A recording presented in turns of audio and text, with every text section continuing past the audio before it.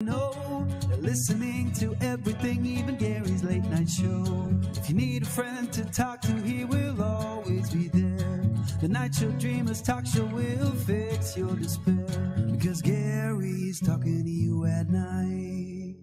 Who's friends with all the night dreamers, talking to you at night. Gary on the radio, but maybe he's not in sight. Bigfoot's on his tail, flying UFOs, that's right.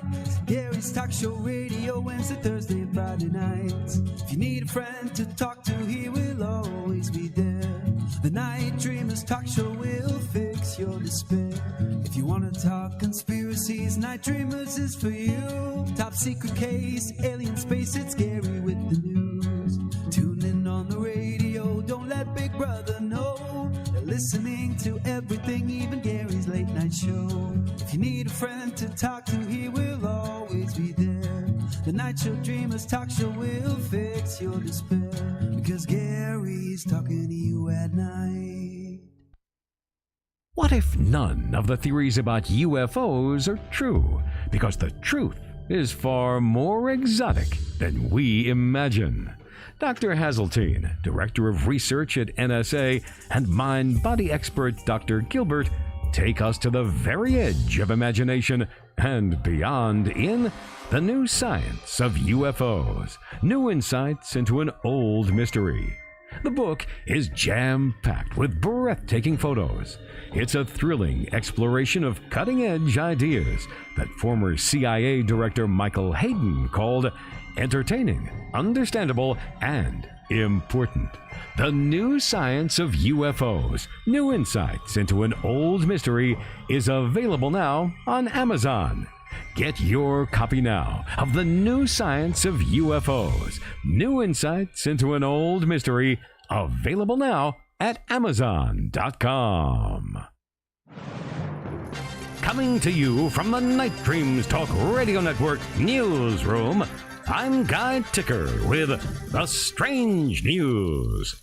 Park rangers in Death Valley are scratching their heads as to how the desert's Phantom Lake has persisted for more than half a year, likely its longest lifespan in living memory. A recent rain dump also means that the puzzling pool of water, which normally dries up within a few weeks of appearing, could remain intact for several more months. The ephemeral or temporary lake is found in the heart of Badwater Basin, a large flat drainage basin located within the eastern border of Death Valley. I'm Guy Ticker. The Strange News is brought to you by Night Dreams Talk Radio Network. Do you have a strange story? Contact us at nightdreamstalkradio.com. You are listening to Night Dreams Talk Radio Network, the home of Night Dreams Talk Radio, with Gary Anderson, syndicated worldwide. Paranormal Talk Radio, like you remember. And we made it, JC, to Friday. Well, you know, what a week. How about you? Anything interesting happen? Listen, every day's interesting, but got some interesting things coming up this weekend as I'll be on tour with some history lessons with some haunted locations. Well, some little kid in China released a balloon, and it's going over military bases and over across the U.S. today. Oh, boy. It didn't get shot down with the $500,000 missile? I don't know. Well, we'll find that out. Let's find out if there's going to be more than this the one. Yeah, exactly. I was listening to an interview today. I'm not going to mention the guest I was listening to, but he was saying that these ET craft were organically grown in space, and it absorbs the brain waves of the occupant in it. Yeah, it's like a connection. I think, didn't one guy ask about what if it turns on you or something? I don't know, but yeah, that's bizarre. Didn't I send that over to you? It was kind of bizarre, wasn't it? It was bizarre, and it was two very well-known people. Won't mention who, but yeah, that was weird. Yeah, I don't know. We don't really know where they're coming from, but I wonder if they have to put fertilizer and water it. Exactly, and give it a little, talking to and a little love and care. Yeah, organically growing UFOs.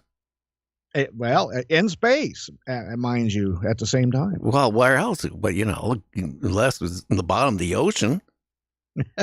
You might as well going to go plant these spacecraft seeds out into space now. Oh yeah, we got a great show here tonight, don't we? We do have a great show. We always got a great show, but maybe a little more so tonight. Well, we're going to find out about disclosure. Last time we had Stephen Bassett on, well, we got hacked. And, and then like 6 months before that, we got hacked. So whatever he's getting the word out, somebody doesn't want the word out, at least on this show. Yeah, Mr. Bassett, he seems to bring the hackers, doesn't he? I don't know. Last night was a strange night. Again, Yeah. The director of the FBI kind of was warning the population in the United States that weird things can happen, like maybe your internet might not work one day. And yesterday, AT&T, if you had those cell phones, it was out most of the day. And then a few days before that, if you went to your pharmacy, they couldn't access any information because it's all shared information nationally. Your records. Isn't that really kind of bad, too, that your medical pills is on a national database? Yeah, because let me tell you something.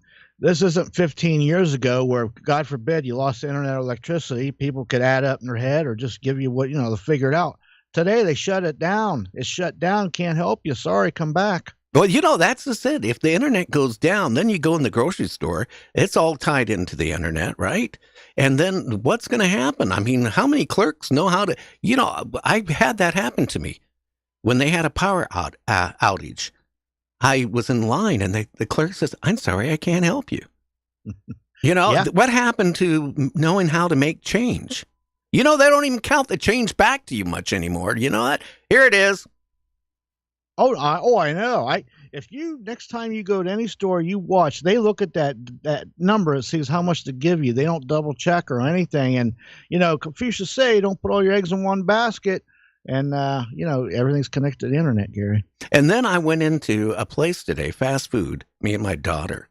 Uh-oh. And, we ordered our meals, right? And then the sign says no $50 bills. But what is, $50 now is equal to $20 back about 10 years ago. I know. A lot of places they're going to be saying no change either. I mean, it's ridiculous. That's coming. You know that. Oh, I know. Listen, there's a major store that sometimes when they're in their foul mood, they don't take cash. And it's weird. Well, the internet was down at McDonald's up by our place here about 2 weeks ago.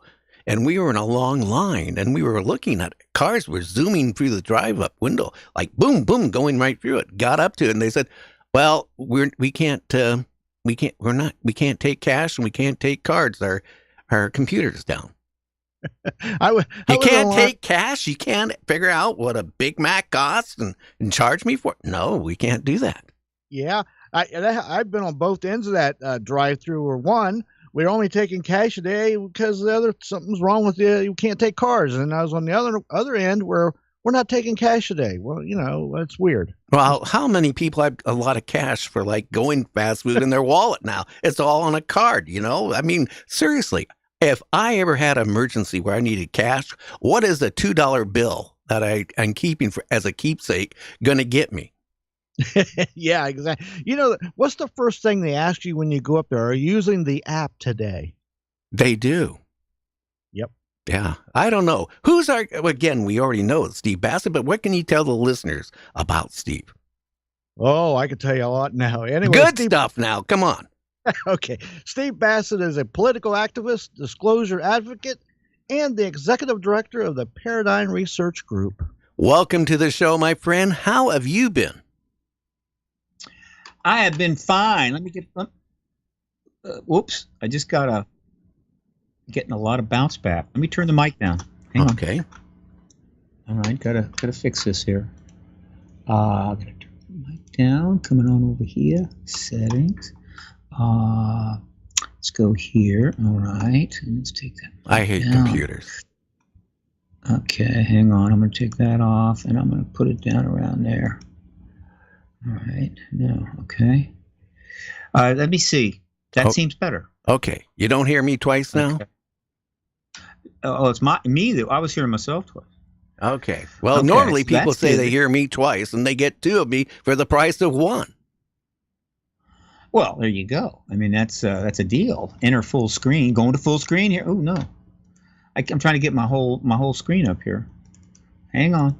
Here we go. Together mode. That's something. No, that's not good. Well, you're a full screen on my side.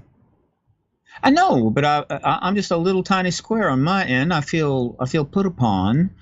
Well, maybe there we ETs go. are doing it. That's good. I like that. I like to. I need to be able to see myself when I talk. You know that it helps me to get the right expression that I'm trying to get across. You know what I'm saying? Oh, it does. So what is going on with disclosure? I mean, are we ever going to be told the truth? Are we going to is it going to like be a dam bursting and it's all going to come out once and then people are going to stare at the sun and figure out what we're going to do? The dam bursting is not quite the right metaphor. Here's the one you want to use. We've been sitting on the shore on a beach, you know, just kind of hanging out, getting a tan for 77 years. And watching the waves come in. Sometime there'd be a little wave, looks like it might be something, and it peters out. And then once in a while, something comes in a little bigger. Well, in the last 7 years, we've been watching a wave offshore heading our way. And now it's getting close to shore. And we can really see it. We can see the size of the swell. It's substantial. And it's pretty clear it's going to hit the breach pretty soon. And when it does, it's going to be about 30 feet high. That's the metaphor to use. And so you got two choices. You can get yourself a surfboard, get out there, right? Get up on that thing and surf it in. Or you can flee to higher ground. But if you just stay on a beach in your chair, drinking a pina colada, you're going to get washed away. That's the metaphor. It is very, very close, James. It's very, Gary, it's very close. But it's complicated, and people are confused, and I am here to help. Well, I'm more confused than ever because we've had a couple people on the show here in the last couple months who testified to Congress. And, you know, I'll tell you, some of the stuff they said on the show, I'm more confused than I ever was. Because, you know, again, they're talking about ETs. They've talked about, you know, the craft. The one person who was in the Marine Corps when this happened in Indonesia, that it was really scary because he said that these craft was like loading humans in cages and taking them aboard the craft. I want to know, I just want to know if it's like, you know, the Twilight Zone series, you know, to serve man. I just want to know that. I want to know what's really going on. And you got everybody saying different things all over the place. Well, that's the fault of the government. Since the government has embargoed this issue and refused to allow it be acknowledged and then engaged by the entire spectrum of human institutions, that just creates a giant truth vacuum. And you know what vacuums are like, right? It's going to suck in whatever's nearby. So this idea of seeing an ET craft loading people up in cages, let's just say that that's the first time I've heard that, and not reported much.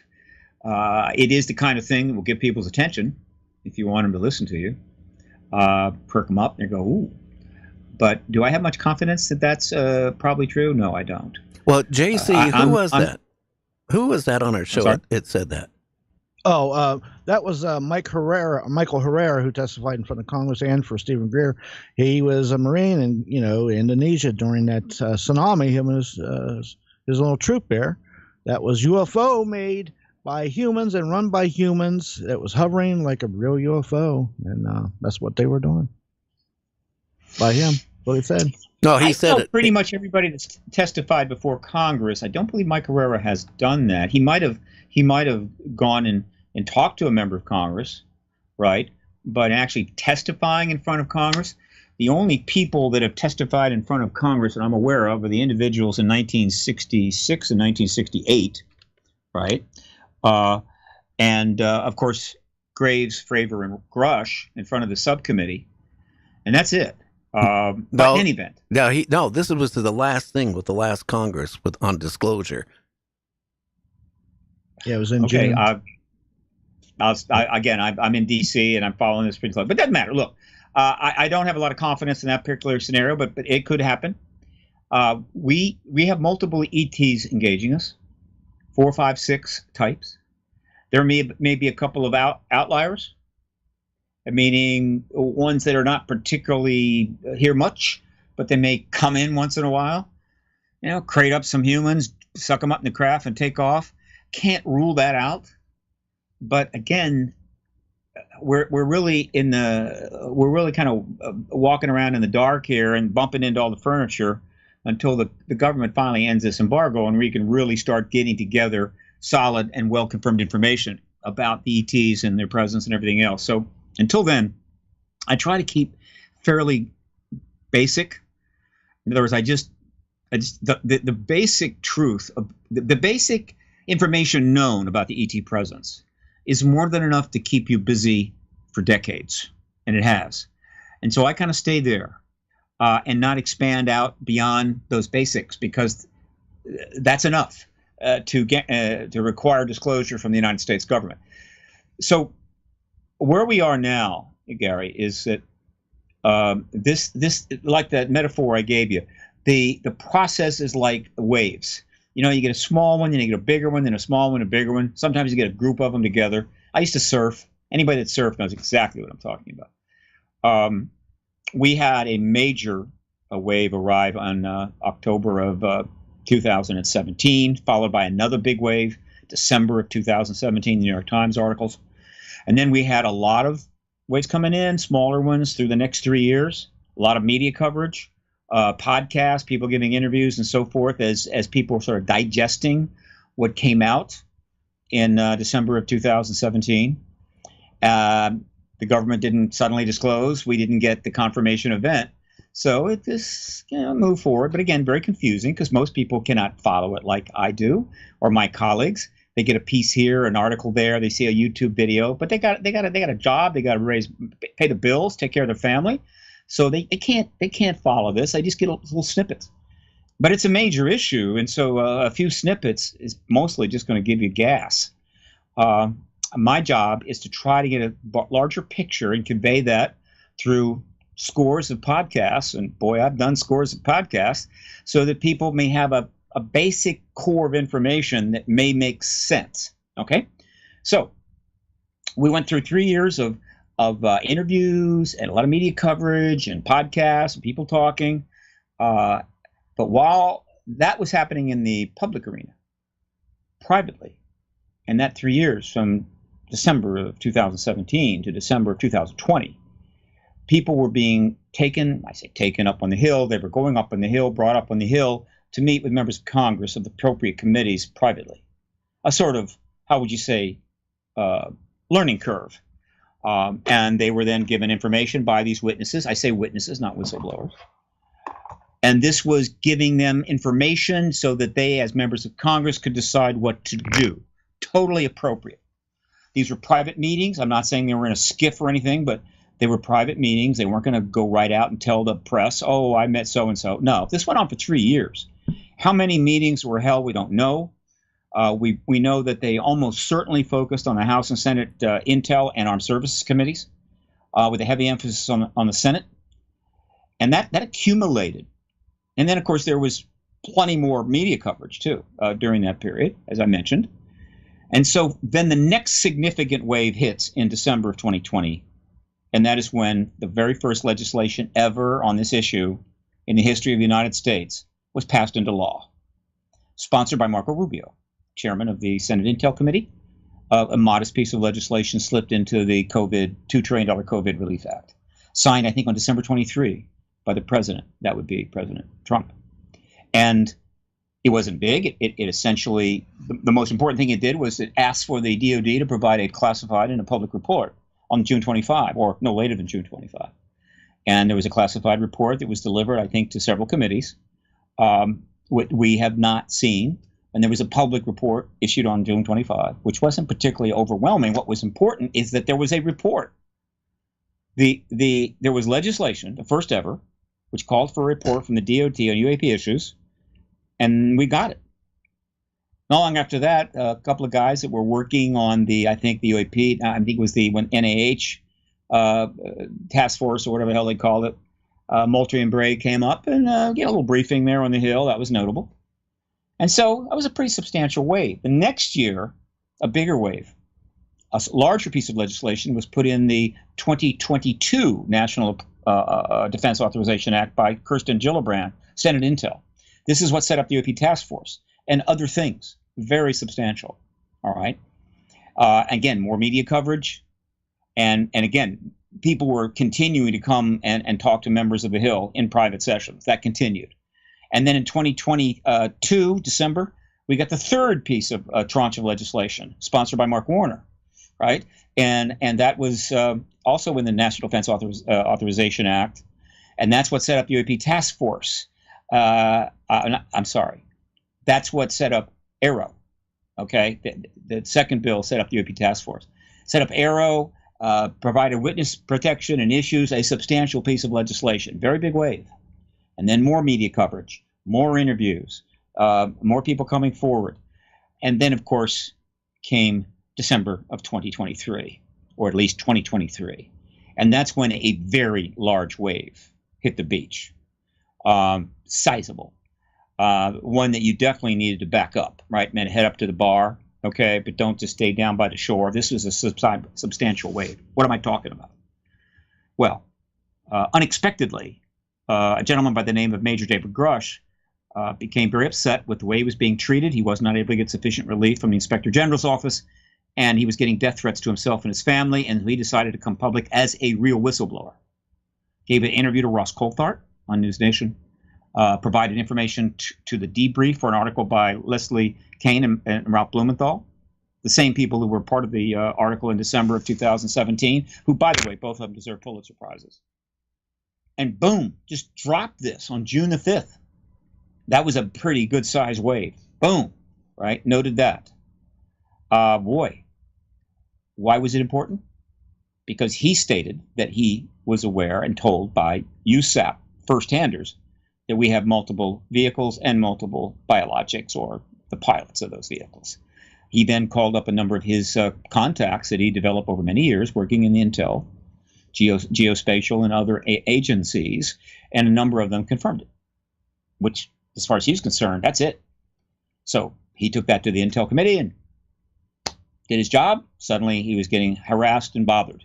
So when he came forward on June the 5th, basically what he said is, I think this policy is illegal. I don't think it's legal to keep this from the people anymore. And by the way, I am aware and quite confirmed that we have non-human vehicles, meaning saucers, and craft, and their pilots, non-human biologics. Boom, drops that right in. Well, what followed after that was substantial. And that wave that has been building since he came forward on June the 5th is slowly approaching the shore, and it looks like it's going to be about 35, 40 feet high. How has it been building since June the 5th? First thing, July the 14th, 39 days later, because of what Grush did, which was not expected and part of the overall plan, had to be dealt with. Chuck Schumer made his move. Not a member of the Intel committee. He's ex officio, but he is the Senate majority leader, very political, which is why he stayed out of this issue, decided to step into this issue. And he goes public in front of a camera and states that he and Mike Rounds and other members of the Senate Armed Services Committee have crafted 65 pages of additional legislation to go into the Senate version of the UAP Act, or whatever they were going to call it, for a 2024, the NDAA. And okay, fine. What was it that they had come up with? Blew my mind. What they came up with was this. The bill would provide a total control, or UAP, disclosure control plan, which is a poor choice of words. It should have been the UAP orderly and responsible disclosure plan. All right, they use the word control. They named the act the UAP Disclosure Act. I mean, really. I know. Thank you, Chuck. And the act was, in fact, after 4 years and everything else that had happened previously, this act established really all of the rest of the infrastructure that was needed to effectuate an orderly responsible disclosure of everything in the United States government's hands, classified or otherwise, on the matter of non-human tech and non-human bodies, meaning the extraterrestrial presence, to bring it forward, to get it to the public, and then archive it. Everything. Not right away, but everything, starting very shortly after the bill was passed. The package, all of it, it had all of the necessary ingredients and structure. Okay, fine, great, that's wonderful, thank you, Chuck. And how is this going to happen? Well, then it got interesting. This act would provide for the creation of a UAP review board, appointed by the president, basically White House based. High-level people. They would make important decisions about this, quote, orderly disclosure process. Wonderful. Certain members of certain committees would be given oversight authority with respect to this controlled disclosure plan. Nice. Okay. Even more important, the 9-person disclosure UAP review board and the oversight members of Congress, the people that are in Congress that have this special oversight role, would be given the highest level of classification. The highest level, meaning there's nothing that they can't get access to. No USAP, no special access that they can't get access to. That's a very significant power, but it gets better. The review board and the Congress would be given subpoena power. Not on a criminal basis, but a subpoena power, meaning if there's anybody, anywhere in the government dealing with the UAP issue, and they wanted to talk to him, that person had to talk to him. They would be subpoenaed if they didn't. Again, not a criminal thing. Meaning if the person said, look, I'm in a very classified program, I'm under an NDA, they got my pet dog held hostage, whatever the hell, I can't talk to you. Their answer is, we're going to subpoena you, and if you don't come and talk to us, you're going to go to jail. It's not about a criminal thing. It's about we are going to have that access, and we have the subpoena power to get it. So as we make a decision in this controlled orderly disclosure plan, we can make the appropriate decision based on good information. Well, And that's then- what we Sure. need. Now, hey, Stephen, we need to take a break for the radio That's stations. fine. So we'll be back with Stephen right after this. So stay tuned and let's find out more right here on Gary's Night Dreamers Talk Radio. Pyramids and the Great Floods is a must-get, must-read, fascinating new book by John Shaughnessy. Discover the purpose of the global pyramids and how an advanced Type 3 society used them to control global floods and reduce the impact of instant ice ages. In 1997, a geologist discovered 30 times the Earth's surface oceans located below the upper mantle, the source of Noah's floodwaters. While cataclysm researchers have been looking to the heavens for the doomsday catalyst, it turns out that all the while, it's been right under our very feet. Hell really is down below. Pyramids and the Great Floods describes in full detail how ancient past societies use the global pyramids to lower the damage of floods. You will be amazed. Pyramids and the Great Floods by John Shaughnessy. Get it now on Amazon in paperback and on Amazon Kindle.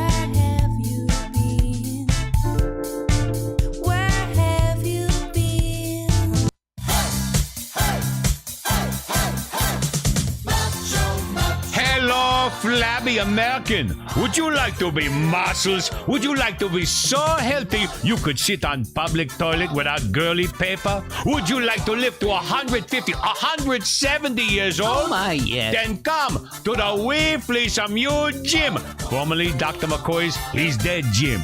At the We Fleece You Gym, we specialize in dumbbells. I mean weightlifting. Oh, feels good, yeah. Don't worry, that'll grow back. At the We Fleece Them You Gym, we absolutely, totally, 100% guarantee Not an actual guarantee. you'll be an Olympic athlete in 10, 15 minutes tops. So come, flabby girly man, to the We Fleece Them You Gym. Tell him, Ivan. Hello, this month at We Fleece Them You Gym, free bag of steroid vitamins make you very healthy, very strong, very muscle. Don't tell cops. So, what are you waiting for, flabby man? Come to the We Fleece Them You Gym now. Endorsed wholeheartedly by Johnny Weissmuller. He's dead. By Jack LaLanne. He's dead. Never mind. We Fleece Them You Gym. Your membership will never end until your credit card gets declined.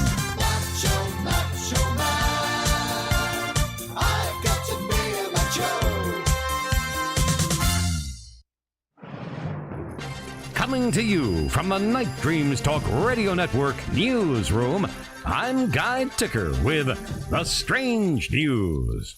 Before the ancient Egyptians purposefully mummified their dead, the desert did it for them, naturally. Ancient Egyptians are perhaps best known for the way they treated the dead, from constructing colossal pyramids to filling subterranean tombs with lavish treasures and artifacts. The Egyptians also famously mummified many of the recently deceased, one way or another. I'm Guy Ticker. The Strange News is brought to you by Night Dreams Talk Radio Network. Do you have a strange story? Contact us at nightdreamstalkradio.com.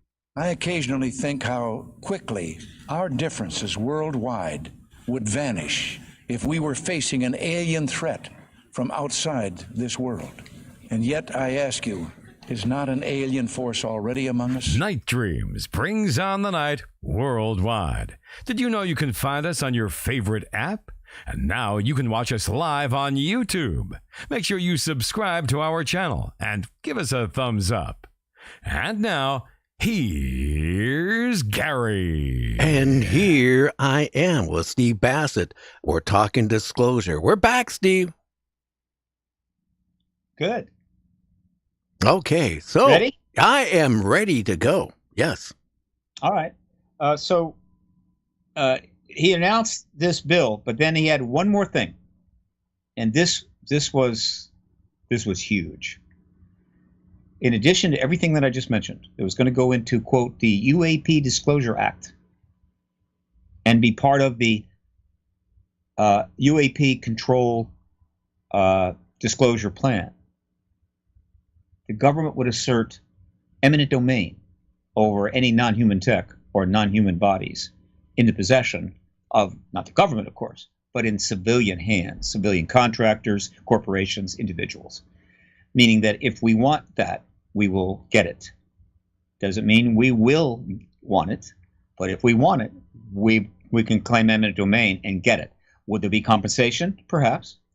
Obviously, these companies, particularly in the case of defense contractors, have been paid a lot of money to work on this tech from day one, going all the way back to Roswell, which, by the way, was confirmed the moment Grush, stated that that we have non-human tech. It confirmed Roswell. Not that we needed that. It's been proven for years. Eminent domain. Oh my God! I said I can't believe that he did that. I knew what that meant. It was a big, big deal. All right, and so boom. He dropped that on July the 14th. Just 12 days later, the Senate Oversight Committee, which has been paying attention. I mean, just because there are members of Congress that are not getting what we'll call direct briefings because they're not on the right committee.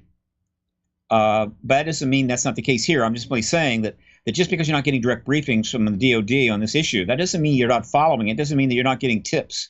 People are coming to you and they're saying, look, I know you weren't briefed, but here's the situation. And so a number of people on the House side had started to step into the issue big time, led by Tim Burchett. Very, very aggressive, going on multiple shows, stating even before Grush, there's ETs here. We have tech. And by the way, having no problems, not in any way being harmed in terms of his political position. In fact, he was getting great press and started being invited on some shows to talk about other issues, which I don't think was happening prior to his engaging this issue. So I'm sure a lot of people noted that, including his colleagues on the Senate Oversight Committee. And so they were getting into this. And so they decided, let's make a move. And they did. They correctly assumed that David Grush had no desire to wait for the Senate Intel Committee to get its act together, what it has to do to hold the hearing that it has been promising and we must have as soon as possible. They offered him a hearing on July the 26th, 12 days after Schumer announced that amazing Senate version for the UAP bill. And so he goes in front of that committee, House subcommittee of the Oversight Committee, in a hearing room. I was there. The photo of that hearing is all over the world. It's also up on all my social media sites, right? Why? Because I'm in that photo. I got in that room.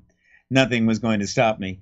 Not only that, and I'm not bragging here, but the photo that I use on most of my social media sites is the same one that Time used in its top 100 photos of the year. And so it took me only 77 years, but I finally made it into a Time top photo of the year. And so that happens on the 26th, where he confirms everything that he told Russ Coulthart in the debrief under oath, penalty of perjury. And he was supported by Ryan Graves and David Fravor, who had their own incidents to talk about, but primarily they were wingmen for Major Grush. This was huge. It was the first hearing, real hearing, not briefing, but the first hearing under oath on this subject since 1968, 55 years. Big deal. The wave was getting bigger, much bigger. And I'm just seeing it. I'm going, boy, I got to get my surfboard. Well, I've got a surfboard and I'm going to get out and ride the wave. That's the whole point. But I'm telling other people, you better get up to high ground because this baby's coming. Okay, July 26th. And so what happens next? Well, things get a little complicated, but very interesting. Starting probably right around the end of July, those defense contractors that have that ET tech, they've been paid billions of dollars to study, re-engineer, examine, develop new scientific principles, or what else? Quite a few defense contractors. The one that most people refer to in that genre is Lockheed Martin. And it's quite notable that when the To the Stars Academy came forward with 10 very high-level people formerly working within the military intelligence complex, one of them was an associate director at Lockheed Martin, Steve Justice. He kind of stepped back, but he came forward in 2017, non-trivial thing. And so these defense contractors looked at that, heard what he said, looked at that bill and said, no way. We've been patiently waiting while this unfolded, doing our work, studying this tech, creating new ideas, maybe re-engineering some stuff for decades, for eventually all this to come out, when we can therefore patent all that stuff and start up some startup companies, new divisions, and make, well, billions of dollars. Billions and billions of dollars for our shareholders. And now you're saying, no. No, we can take it. That was more than they could take. And so they did something they've never had to do before, ever. The defense contract. Now, I'm not talking about the private citizens. Forget about that. Those would have a different issue. But if they don't have any power. So if you got a piece of a saucer, my attitude is that bill passed, you just give it up to the government, right? But in terms of the defense contractors, that's different. And so they decided to take action for the first time. All of these decades, the defense contractors have been paid to work on this tech in absolutely the most secret programs, USAP programs, having a ball. Because they're civilian companies, they are exempt from the FOIA law. So you can FOIA that stuff to death. You're not going to get anything out of the defense contractors. Not that if the government doesn't want to give you something, it's going to give it to you. You can file an FOIA. They can just ignore it, right? It's useful. But if they don't want you to have it, you can file FOIAs to your blue in the face. They're not going to tell you or give you what you want. But the defense contractors are actually exempt.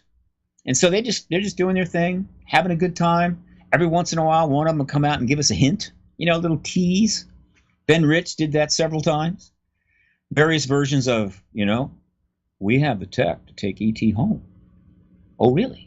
Well, then why don't you bring that tech out to take me to Europe in like 25 minutes? That would be nice. Or less. So teasing, or less. Yeah. And so they had it made, and all of a sudden, boom, Schumer drops the hammer.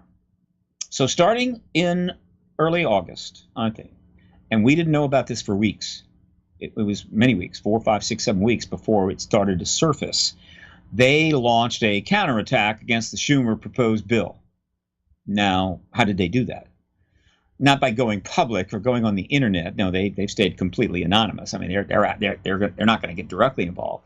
However, they have lobbyists and intermediaries that are under contract or NDAs with them, and they basically sick them on the Congress, go gut that bill. All right, meaning we're not putting up with that. Okay, fine. So how are they going to do that?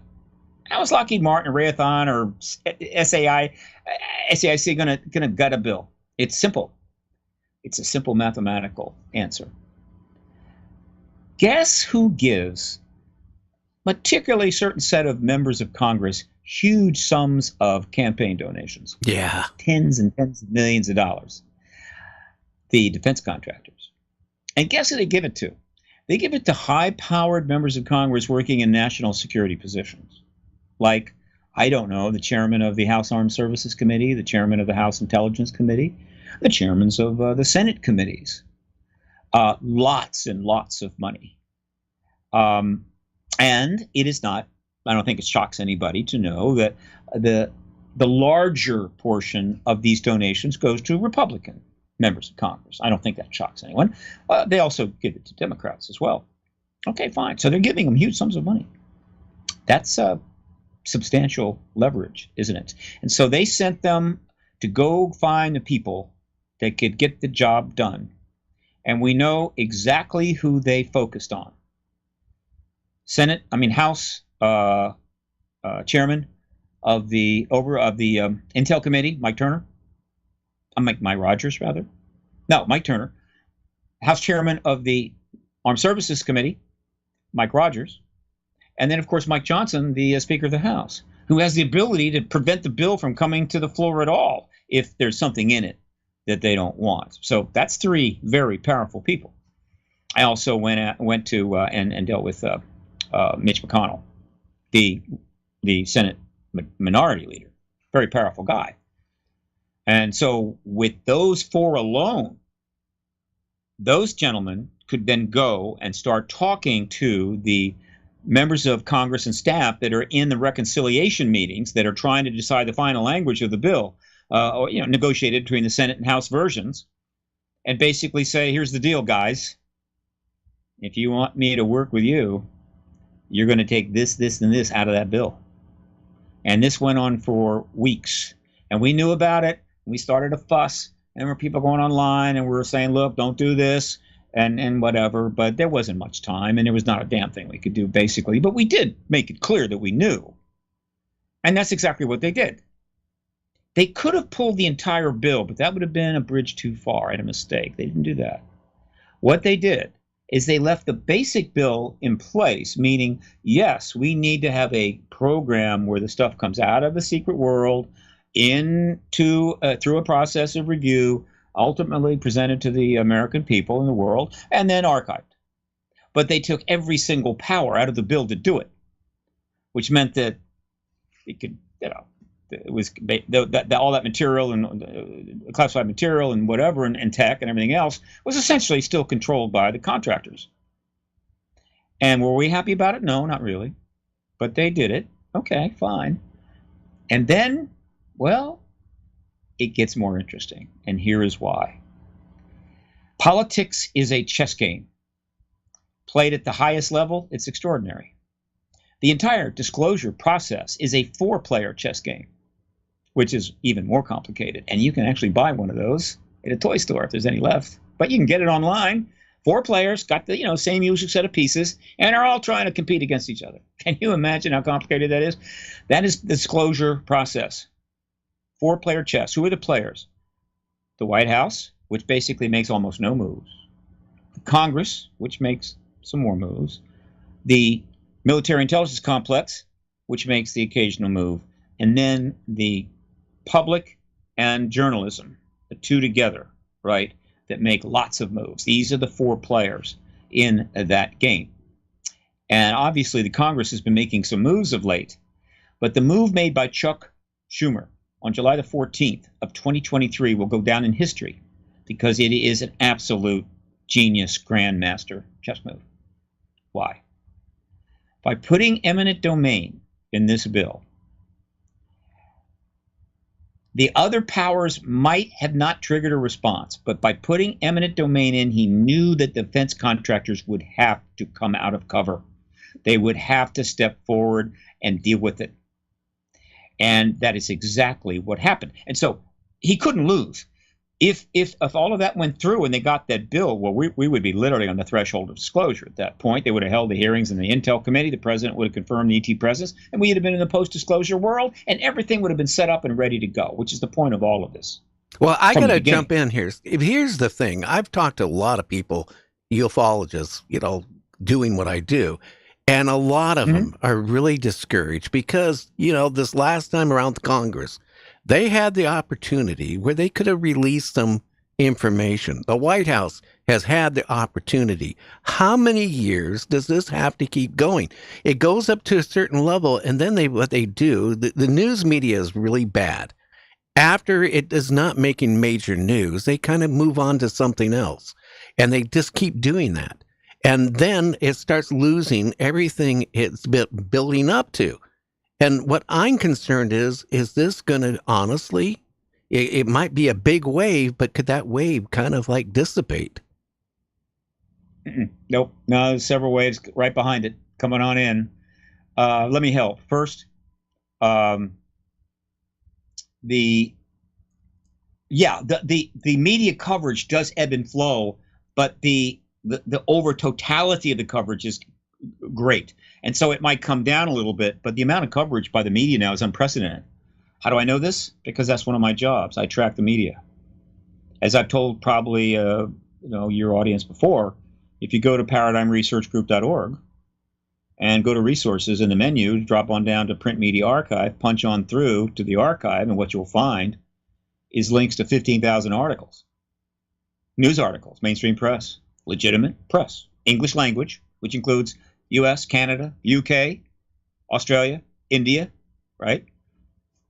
15,000, which is curated from probably about 30,000, because I don't just grab everything on the web. I only take stuff which I consider to be legitimate journalism and not fringe or strictly paranormal, out of 30,000, right? And that's just English language.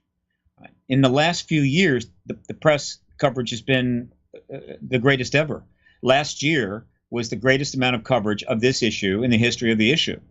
I curated 1,900 articles out of about 4,000, right? It's, again, if you were to go to that print media, and we're on a pace to do 1,900 more this year, if you go to that page and just start reading the articles, just read the heavy stuff, New York Times, Washington Post, all that, and the big magazines, and just read it. Go back about 5-6 years and start reading forward, and you'll realize, wait a minute, there's never been coverage like this before.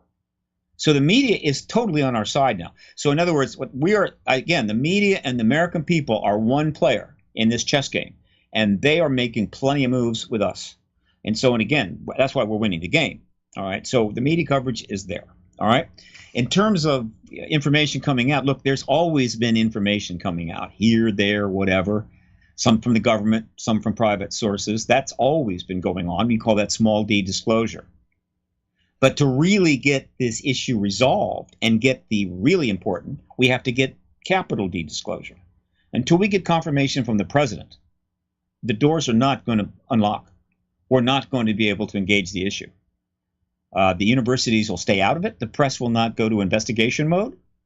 And the Congress won't be able to deal with it. We have to get, I said the Congress won't be able to take it to the level we want. We have to get capital D disclosure. And that's what this is all about. One of the most important things that I've been saying in over 200 podcasts in the last 2 years is this. If you're confused about how this is all being set up and what's being said by people in the civilian sector, by media, by members of Congress, DOD, whatever, if you're confused by this, I totally understand. Why? Because what is going down now, by necessity, is not the United States government finally woke up one day and realized, oh my God, there's something unidentified up there, and we need to go look at that. And we need to make it easier for people to report and protect the pilots and things like that, because we got to find out what this is. No, it's not about that at all. It has never been about that. And so right away, wait a minute, if it's not about that, what the hell's going on here? What it is about is something actually fairly simple if you think about it. And I almost got a News Nation a couple of months ago. If I could just get on one of these major networks, I could actually convey this, because nobody else is talking this way. Hopefully they'll get me in there at some point. The point is, what this has been about is very straightforward. One, the day after the President of the United States confirms that we are not alone, that we have non-human engagement and tech and bodies and ETs probably based all over the place, whatever, the day after disclosure, the pressure on the United States government from the people in journalism is going to be off the charts. Every single briefing room in this town that has anything related to national security is going to be packed with journalists giving each other COVID. Oh, look at the God knows what internet viruses too. are. You know, Stephen, the internet will go. The internet will yeah, sure. It'll go crazy. And I got to jump in here real quick. We got one caller, and I want to bring him on real quick, and then we got like about 8 minutes to wrap it up here. So it's oh, really? Yeah, boy, time goes fast with you. You know that. That went fast, didn't it? Yeah. Okay, caller, who do we have? This is Tom, and my question for your guest is, if he can answer this, of the alien races that he has been made aware of, does he have any information at all as to what those various races' agendas are pertaining to the human race? Most of what we know about, quote, ETs comes from contactees, and there have been hundreds of thousands of reports. And of course, that's fragmented information, and it kind of paints a picture. And we can infer some things about ETs, but what you really want to know is, what is their defined agenda? And we don't know that, not in a way that we can just like write it out with confidence.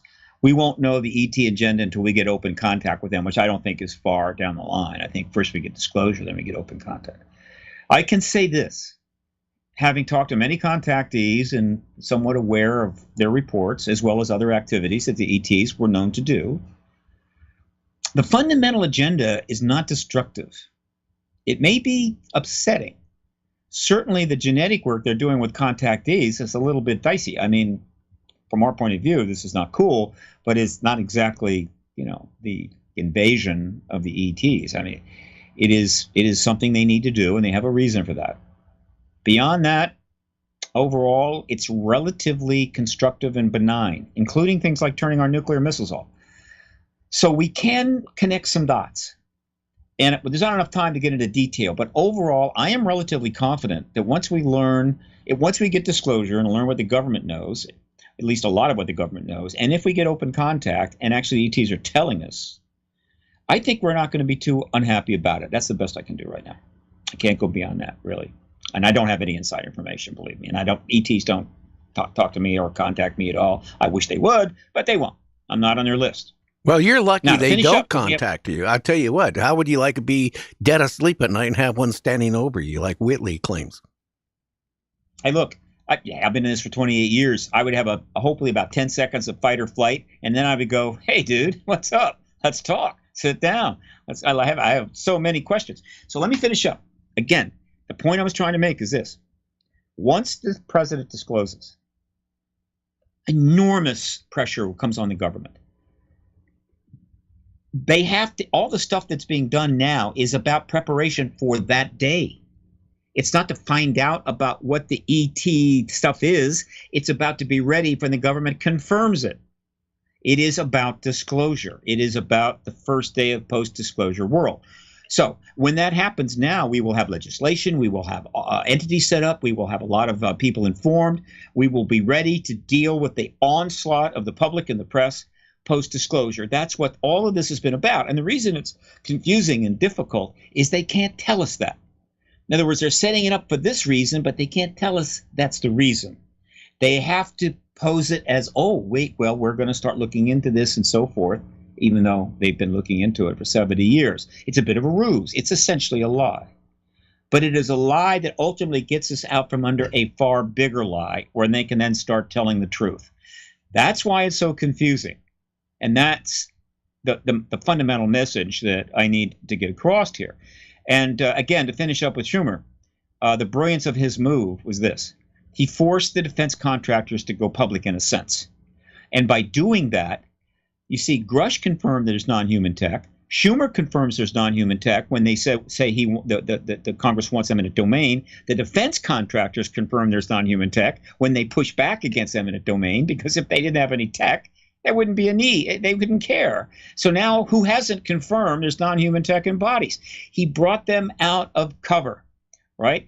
And then he knows full well that if the Senate Intel Committee holds the hearings, they must hold as soon as possible for the witness we know that are ready to testify, not one Grush, but 20 Grushes, right? That sets the stage for the president to disclose, probably within a day or two of that week of hearings. And once that disclosure event has taken place, the Senate will reintroduce the entire UAP Disclosure Act, word for word, as a standalone bill. And the Senate will pass it immediately. It'll then go to the House. And what's the House going to do? The entire world now knows there's a non-human presence. The entire world knows that we're not alone. And so what? Mike Johnston's going to say, well, we can't pass that bill because we don't want to be telling the people anything. No, it gets passed like that. He gets everything that they wanted, but they get it post-disclosure. Now, hey, that's genius. Now, Stephen, that is what he did on July the 14th. We are out of time. It just went by so fast. If people want to donate to what you do, how can they do it? Look, I founded with Daniel Harari the Hollywood Disclosure Alliance. It is a very cool nonprofit. It's going to be networking people together to create great content. Hollywood Disclosure Alliance.org. It just got its 501(c)(3) status. We would love some donations. There is a donation page there. Contact in the Desert is coming up. It's going to be the conference of the year. May 30 to June 3. Indian Wells. I'm going to be there. Please come join me. It's going to be unbelievable. 3,000 people, 65 speakers, 6 tracks, whatever. Contact in the Desert. Paradigm Research Group is about to become a nonprofit after 28 years. Don't ask. I'm filing next week. And once it's got its status, then I will, for the first time, be able to accept for ParadigmResearchGroup.org tax-deductible donations. But not yet. So wait a bit. And and the new Paradigm Institute is now up and going. There's a lot happening there. Can't go into it, but let me say it is big. It has a huge board and advisors. It's got funding. It's already got an office in D.C. It'll have an office in Northern California and Southern California. NewParadigmInstitute.org. They are accepting donations right now. All of these donations are going to entities. And the Soul Foundation is accepting donations, I'm pretty sure, set up by Gary Nolan. All of these entities are nonprofits that are gearing up to deal with what? The post-disclosure world that is coming. Okay, Stephen, we have to go. Again, you can go to our website. All those links, what he just mentioned, is right there on our website. Well, Stephen, you have a great weekend, and I want to thank you for coming on. And at least we didn't get hacked this time, you coming on. You know that. No hack. We're good. Okay, Thanks, my Gary. friend. You take care. Be well. Okay. We'll talk to you later. Well, we got some more interesting stuff coming, don't we, JC? We do. We have another guest coming up real shortly, actually, a little bit. Okay, well, let's take this break. It's going to be a couple minutes. So go get yourself something warm, get yourself in that recliner, pour yourself that special drink, put a log in the fire, and let's go. We got another 2 hours to the show.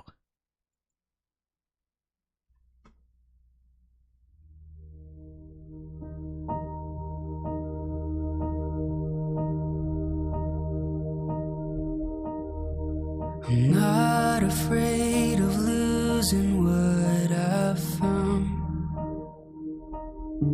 If all the fallen pieces hit the ground, I see it in your eyes, my lover and my bride. I love's a steady tide.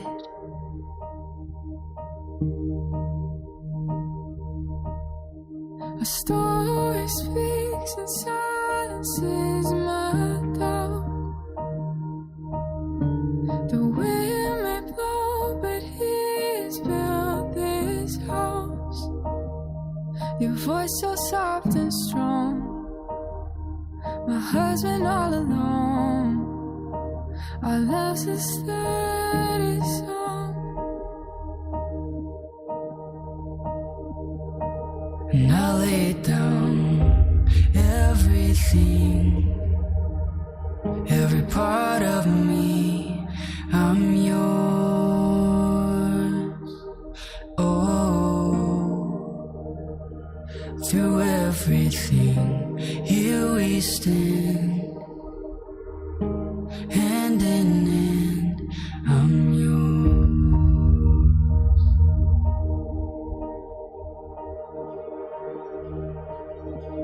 I've waited for a love that outlasts time,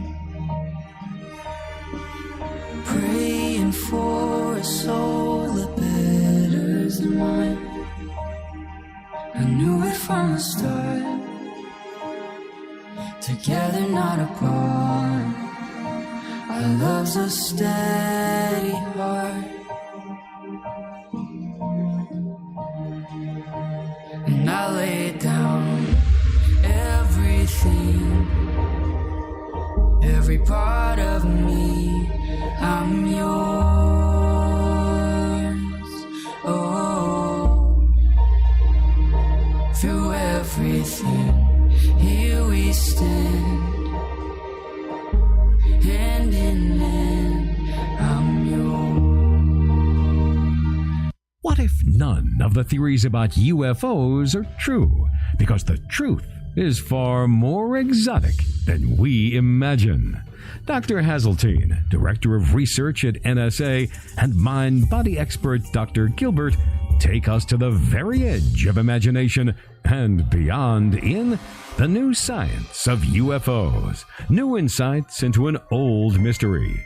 The book is jam-packed with breathtaking photos. It's a thrilling exploration of cutting-edge ideas that former CIA Director Michael Hayden called entertaining, understandable, and important. The New Science of UFOs, New Insights into an Old Mystery is available now on Amazon. Get your copy now of The New Science of UFOs, New Insights into an Old Mystery, available now at Amazon.com. Night Dreamers, the call-in line is open. Chat with Gary. Once again, coming to you live from the Night Dreams Talk Radio studios, it's Gary Anderson and friends. And our own astronauts, who were all highly commissioned officers, were not told. And when they got to the moon, not only did they find that there were extraterrestrial activity, but there was also activity from our own planet. Gary guarantees you get all the inside info, unlike our astronauts. They were not told and not informed, and all of this is kept under wraps. And that's a good reason why we didn't go back to the moon after Apollo 17, and that is because we did not want more seeing eyes to possibly expose already what had been exposed so much. Okay, well, here's a man who loves exposure. Gary Anderson! And we are back. And let's take a couple calls here. Right here, our number is, well, you ready for this? Get your color crayon, get your paintbrush or pencil. It's 1-253-203-6777. That's better than 666. That's 1-253-203-6777. Let's take our first call. You know, I gotta be a glutton for punishment. It's the G-Man again, here to save your listeners' minds. Because obviously they are misguided, and they're being led by the king of the misinformed, Mr. G.A., which clearly stands for Gone Awry. Gone awry. I gone to, well, I don't know where I gone to, but we are blessed to have you, Mr. G-Man. 2 weeks in a row. Well, you going to slam me for my lack of education tonight? All right, you limit my time to help you, Sparky, so let me get to the point. Yeah, I'm listening to this radio program, and I hear a lot of chatter about Bigfoot, and I don't understand how all of these people that come on here with proof after book after picture of it, and there's still naysayers and doubters out there. I mean, how much more clearer do I have to make it so that people understand that Bigfoot or Sasquatch or whatever kind of thing you call this cryptid is actually a thing? It is a thing. It's a hairy creature. Haven't you seen him in the movies? I mean, Mr. G-Man, think about it. Bigfoot. A lot of people think they don't exist. Some people think they do. But I can tell you, it's going to be interesting what your take is on this. Hello? Is this thing working? If you keep interrupting me, I'll never get done. Although, I don't want you to blow that $2.99 you spent on a custom-made dunce cap. It looks great on you. Thank you. So, Bigfoot, just like everything else in our off-the-rails, I can't believe you have a diploma lives, is more than just one thing. I mean, look. You can make and eat an apple pie a dozen different ways. Why does it have to be just one thing? Some people put cheese on apple pies, and that's okay. You can do what you want behind closed doors. Just don't show it to me. But like everything else, Bigfoot is an ape, a missing link, a guy who hasn't shaved in a while, an Indian spirit. It's more than just one thing. And I know, Gary, when we get to multiple choice, you start sweating. Well, I don't sweat. I know. I had an encounter myself with a Bigfoot. Now, I do think they're flesh and blood. They're not something in the strange and paranormal. I think they really exist. So I don't know why you're slamming me tonight again. It's always on Friday nights. There he goes again with the song of the silly. Prove it, prove it. Look, I'm going to prove it. It's easy to do. But first, I want to talk to you about all of the people that come on this program that say, look, here's a picture. Oh, no, don't believe your lying eyes. Look, I wrote a book. I did research. I recorded him in the woods. Look, here's a video. Oh, no, don't believe the doctors and the colonels and the generals and the experts and those people that have actually encountered this guy. No, don't believe nobody. You should know that one comes from Seattle, that one comes from Miami, the one's in the Philippines, wherever the hell they are. I'm telling you, all of these people together, more than one thing, prove beyond the reasonable doubt that Bigfoot is a thing. Well, it is a thing. That's what we talk about on the show. Here's the fact, Mr. G-Man. You must not listen to the shows enough. You know, they do exist, or do they not exist? You know, you got me to the point I don't even know anymore. How many times, Gary Anderson, did you fail algebra? Because clearly logic is not your strong suit. Yeah. All right, let me try it this way. And I think that it's better because the naysayers will love this. I, the G-Man, am not Bigfoot. Wait a minute. How do we know that? Because I am telling you, I am not Bigfoot. No. Do you believe me? Of course we believe it. You're the G-Man. You're not Bigfoot. Right. You're taking my word for it. So when all of these other guys come on this program and say, look, this guy is Bigfoot. Oh, no, we're not going to take your word for it. We'll believe the G-Man, which you should do as a rule anyway, that he's not Bigfoot, but we're not going to believe this other guy because when he says something, he's just not believable. Kind of like you every day, right? Every day? Well, maybe once a week, but other than that, we try to get to the facts here on the show. You know, anything from UFOs to Earth changes to Bigfoot. I don't understand why you picked this subject here tonight of all nights. You know, do they really exist? Well, I'm pretty sure they do. But let's hear more from you, Mr. G-Man. Hey, does somebody leave a window open because I'm getting a big draft of wiggly words and gobbledygook? Look, I'm going to give you one last opportunity to look at something and go, oh, look, There's Bigfoot. Boom, end of story. In 1987, they made a movie. They spent like $200 million on it called Harry and the Hendersons. You can watch it on any of the streaming services, whatever. Go watch Harry and the Hendersons. They hired in Hollywood because they wanted to make an actual, real, no BS cryptid to be in the movie. So now you can watch the movie. You can say, oh, look, they got a real cryptid in this movie. Harry and the Hendersons, boom. They spent all that money. You know they're not going to spend money foolishly, okay? They're going to spend it to make money back, and the only way they're making money back is if they do something to go, oh yeah, of course that's real. Boom, end of story. Bigfoot's a thing. Harry and the Hendersons a great movie, and you still know nothing. Have a nice day. Well, thank you, Mr. G-Man. I don't know, but it's nice to know, listeners, that, well, the Bigfoot does exist. They were in a TV show. We had one on a TV show, so I wonder where they got that Bigfoot for that show. I mean, he must have had an agent that went way deep in the woods. I don't know. Mr. G-Man, I don't know where you come from. Are you from Mars? We'll be right back after this. Pyramids and the Great Floods is a must-get, must-read, fascinating new book by John Shaughnessy.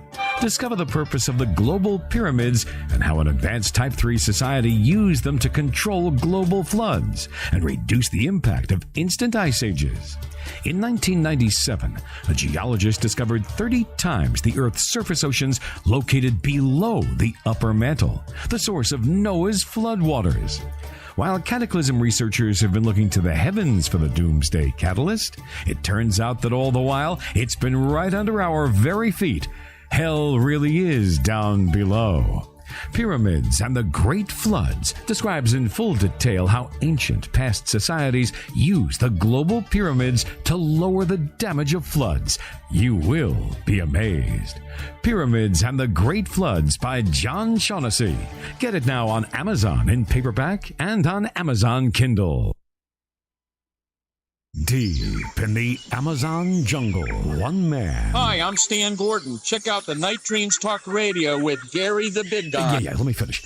One man. Hi, I'm Mark Muncy. Check out Night Dreams Talk Radio with Gary the Big Guy. Yeah, do you mind? One man, naked and afraid. I'm losing my mind. You and me both, sister. One man, Gary the Big Guy.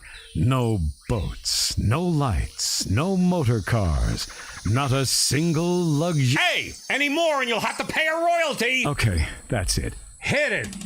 From the summer vacation studios deep in the Amazon jungle, from that tree right there. See at the top, he's swinging. I'm losing my mind. Twice? All right.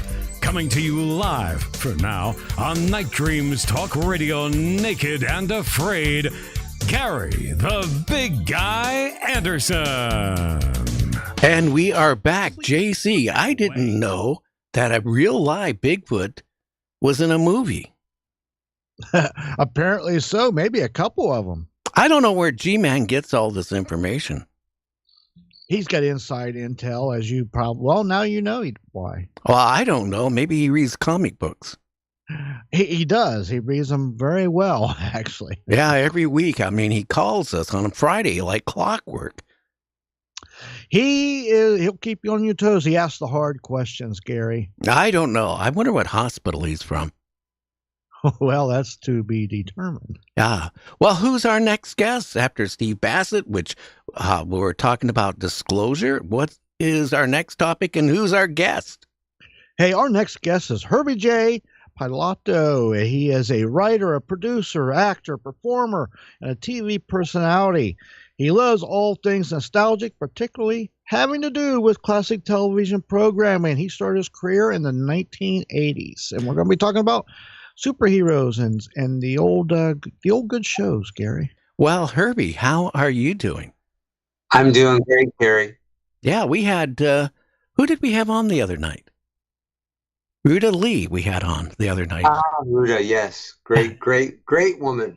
Oh, yeah. She's a great interview. She's been on like twice in the last month and a half. She just loves coming on. Yeah, and she's done everything. I mean, every TV show, every film, really. Well, certainly every TV show from the 60s and 70s and in the 80s, she was there. Oh, yeah. And she's still going strong at 88. Amazing. Yeah. So what have you been up to since the last time you've been on? Well, I've been working on a special project, actually, that I'm not allowed to talk about right now. But as far as my books are concerned, I have just recently published Sean Connery, the biography, and the new edition of the Bionic book.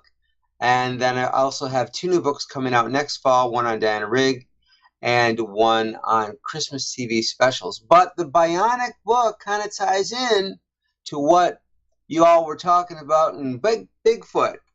Well, I didn't know that. Bigfoot was on the $6 Million Man. Yeah, I never knew they actually hired a real Bigfoot in one of those movies. Did you?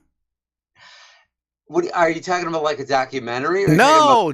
Well, we had a caller just before I brought you on. It claimed that what movie was that, JC? That he claimed that Bigfoot was in?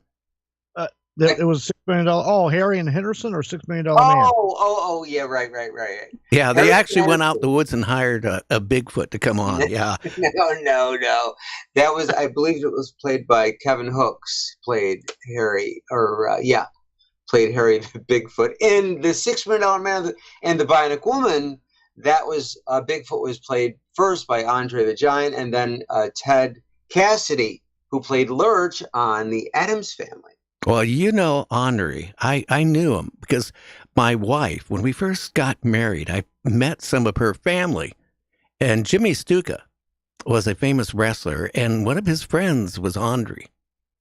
Could you imagine? You just got married, and they both look at you, the buff wrestlers, right?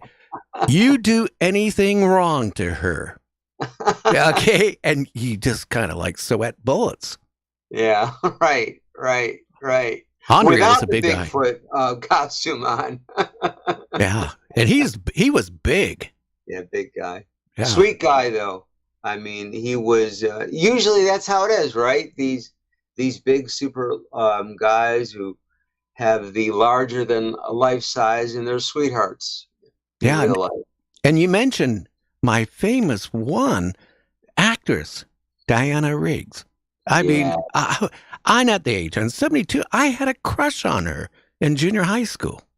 Yeah, she was so, beautiful inside and out, and strong-willed, and she cared about others, and she was one of the first women to really fight for equal pay among women and men in the 60s with the Avengers.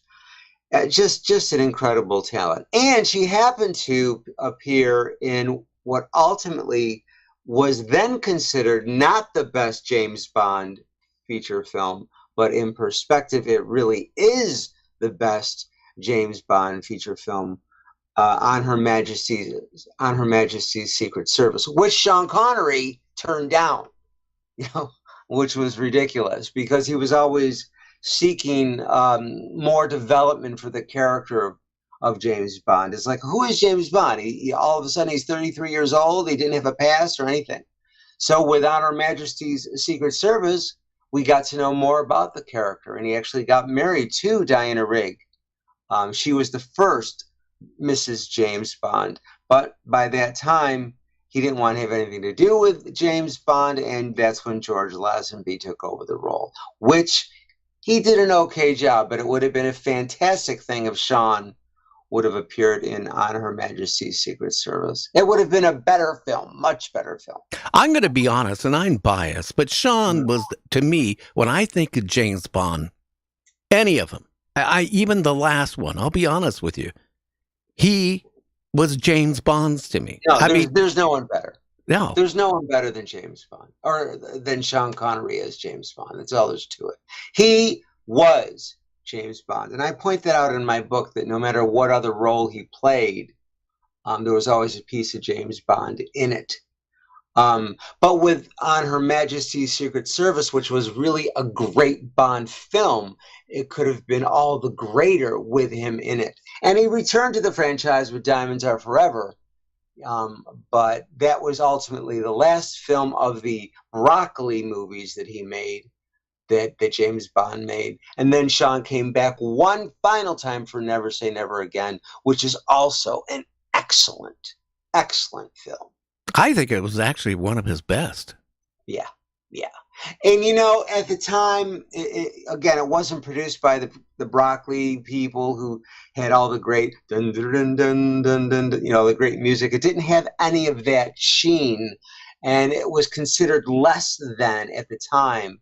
But man, you put it up against any new James Bond or any original James Bond movie, and Never Say Never Again is just perfect. You know what I don't like is their talk. They want to have a woman James Bond, and I hope they don't do that. I really think it would kill the franchise.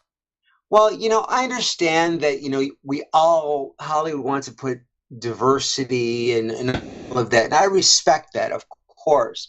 But if you want to do something different than James Bond, if you want your own kind of super agent, that's cool. But make it a new super agent. James Bond was this white guy. Right. That's all there's to it. That's how he was created. If you want to create a female James Bond, that's great, but don't call her James Bond. No, they could call her Mrs. James Bond. Whatever. Yeah. James Bond, you don't mess with the mythology. You want to address diversity. You want to address different cultures, but don't change a character to fit that. That's a cheap way out. Create a whole new character. Create a whole new female super spy. Create a whole new African American super spy. But James Bond is James Bond. It is. They learned their lesson, on Doctor Who. They had a woman, as the doctor. And they realized that the ratings and the people watching it dropped immensely because how many male doctors that they all been male for how many years, 50 some years doing Doctor Who. Yeah. They bring a woman on as Doctor Who and then all of a sudden they go, where's everybody at? It's ridiculous. It's ridiculous. Don't tamper with something that works. That's right. That's right. And again, I can't, focus it enough and say, create your own thing. Don't mess with mythology. Take care of the diversity in the world. Make sure that everybody is represented properly. But when something works and if something has been in the psyche, don't just change it just to fix what you think is broken about, culture or this or that. It's just insane. It's like there would be no Italian. If I'm not complaining that James Bond is not Italian. You don't make him James Bondolano. You just make him James Bond. He's a British guy. That's it. End of story. Yeah. That's one thing we were talking with Ruta Lee here this week. Honestly, the shows of the late 50s, 60s, 70s, and even up to the mid 80s had really good entertainment value to it. Like the $6 Million Man, the Bionic Woman, all these type of shows out there. Actually, you couldn't wait to watch it. Even Bewitched, believe it or not, which had huge ratings. But now what me and Ruta were talking about, that the stuff they were putting out in Hollywood and people, of the movies and these TV shows, what has gone wrong is an array is because now it's a lot of violence where they're showing blood everywhere. They don't really have a good plot. You watch some of the stuff on cable and you're going, oh my God, why would anybody even watch this stuff? Well, absolutely, Gary. I mean, we talked a little bit about this when I was on your wonderful show last time. The key ingredient that's missing in television and in film is charm. There is no charm. There's no charming actors. There's no charming performances. Everybody is mean-spirited, sardonic, sarcastic. Everybody looks alike. Nobody looks different. Everybody's beautiful. No characters. There's no stories. And there's a perverse amount of vulgarity and profanity and violence and blood, as you said. So I don't know what the answer is. I think that television that I knew and that we all grew up with in the 50s, 60s, and 70s, it's just over. Okay? And thank goodness for DVDs and Blu-rays and streaming now. We can watch those shows like Bewitched and Batgirl and $6 Million Man and The Incredible Hulk and stuff like that. we can always watch them. But we have to give up hope that television is going to go back to the way it was. I don't think it will. And I'm going to blame a lot of this on video games back 25 years ago. Kids would get into these video games, and what do they see in these video games? They see blood. They see guns, shooting, cutting people up. And they grew up that way. So then, that generation wants to see TV shows and movies with that type of plot to it.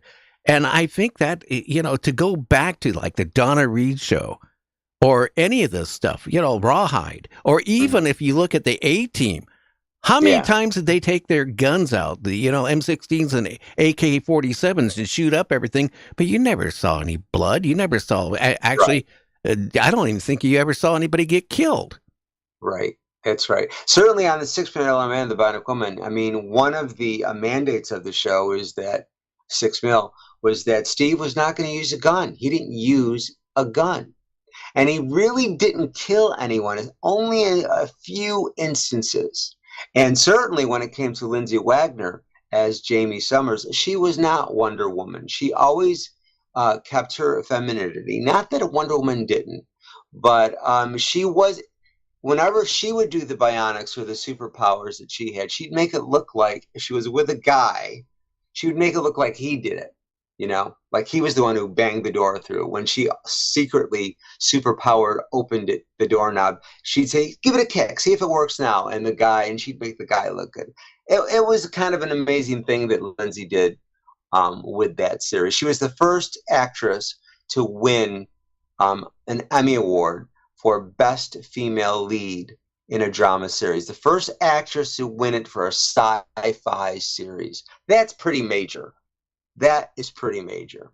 It is. Now, Lee Majors, how did he ever become the $6 Million Man? Do you know the story behind that? Sure. He was, he did The Big Valley, and then he was doing a show for ABC called Owen Marshall, Counselor at Law, which starred Arthur Hill. And it was by the same producer, David Victor, of Marcus Welby, MD. And so he done Big Valley. He was like, what, third banana on that, fourth banana on that. He was second banana on Owen Marshall. So he really wanted a lead series. He wanted to be a lead in the series. So he did this pilot called The $6 Million Man, which was based on the sci-fi novel Cyborg by the great Martin Caidin. And Martin Caidin had wanted Monty Markham to play the $6 Million Man. And Monty Markham had just got off the new Perry Mason. That lasted about maybe 6 weeks on CBS in 73, 74. But studio executives and the network thought that Monty, I don't know, something wasn't, as far as a hero, he didn't look like he would be strong enough, or something in his eyes. I remember that. That was Martin Caidin said something in his eyes wasn't right for a hero. So then they chose Lee Majors, and he was ecstatic about it. And strangely enough, Monty Markham would come back into the $6 Million Man fold, playing the $7 Million Man, which was a villain. So he ultimately did come into the Bionic universe, but not on a weekly basis. And Lee Majors as the $6 Million Man, Steve Austin, was just terrific. Well, a lot of people said he wasn't, as flexible an actor as Lindsay Wagner on The Bionic Woman, but Lee Majors did a wonderful job, especially in the pilot where Steve Austin became bionic. He got in this horrible accident and he lost limbs, and he was blind in one eye, and Lee Majors really is like, you felt the pain of not just losing the limbs, but the emotional disarray that you go through when you get these new bionic parts. And he felt like a freak, quote, and he played all of that well. So I think Lee did a terrific job on that series. And, he had the charm, he had the looks, he was very popular in the Big Valley, and his voice, it drew you into him. And he looked like he could be your best friend. It's true. It's absolutely true. He had that. Well, the one thing about this, both the $6 Million Man and the Bionic Woman, is that they were accessible superheroes who were flawed. You know, they were not perfect. They were not, as I said, she was not Wonder Woman, and Steve was not Superman. Those were all powerful superheroes.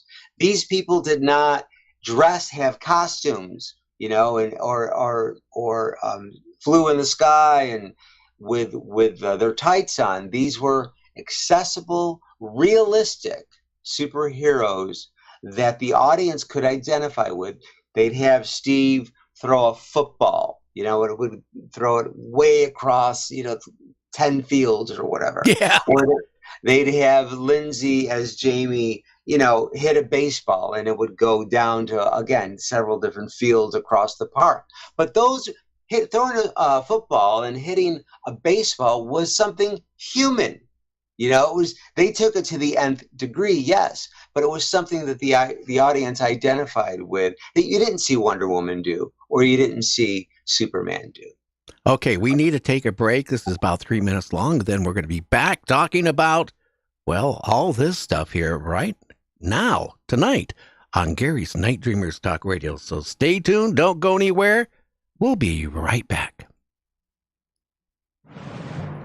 Coming to you from the Night Dreams Talk Radio Network newsroom, I'm Guy Ticker with the strange news. Aliens could be trying to get our attention via supernova-timed beacons.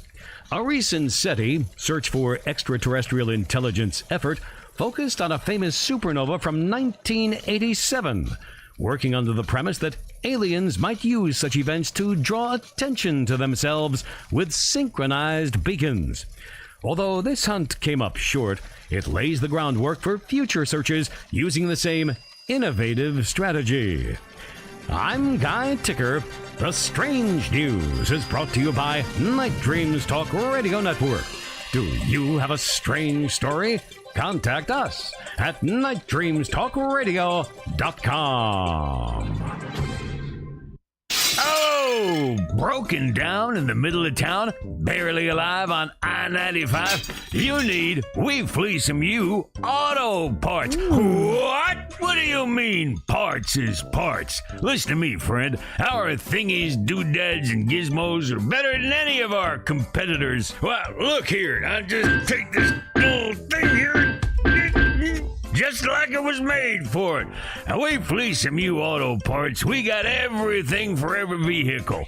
How do we do it? Well, that's a trade secret, but I'll let you in on it anyway. The We Fleece 'em You Auto Parts acquirers scour the finest airport parking lots in the country. JFK, LAX, O'Hare, that big one down in Atlanta. And when we find the vehicle that has the part you need, well, we pull it, and we don't charge you any more than full retail price plus a 25% VIG. So when you need a part because your car won't start, don't go anywhere for your repair. Come to We Fleece 'em You Auto Parts. We'll get what you need, guaranteed. Just look the other way. We Fleece 'em You Auto Parts, formerly Yanni's Yugo. Are you into the paranormal? Then you have found the right place. Night Dreams covers the topics you want to hear. And Gary always has a great guest to take you for a real ride in talk radio.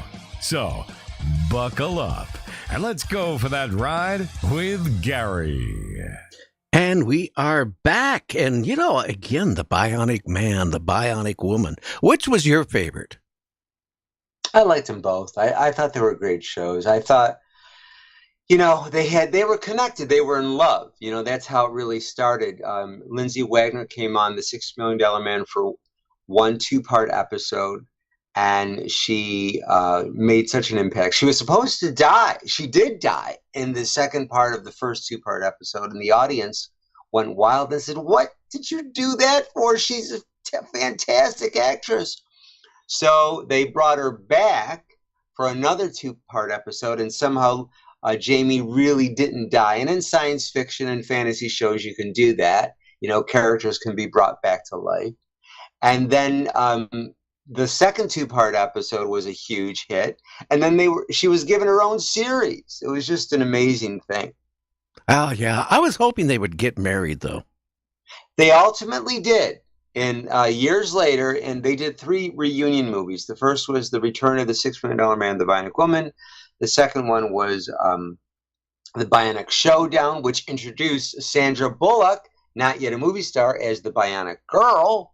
And then they did the third movie called Bionic Ever After, which Jamie and Steve finally did get married. And I happened to be on the set for that one. That was kind of an amazing experience. Did they have any bionic kids? They didn't, but they had a bionic dog and a bionic boy on the $6 Million Man. Steve had a friend, Vince Van Patten, actor, who was very dear friends with Farrah Fawcett, Lee Majors' wife at the time. And Farrah Fawcett and Lee Majors used to play tennis with with Dick Van Patten, who was the father from 8 is Enough, and his real life son, Vince Van Patten. And Vince Van Patten ended up becoming the bionic boy on the TV show, The $6 Million Man, because he was friends with Lee Majors. And it was a pilot for a new Bionic Boy series, but that didn't happen. And then when the Bionic Woman left ABC and went to NBC, which was kind of like a miracle thing that happened,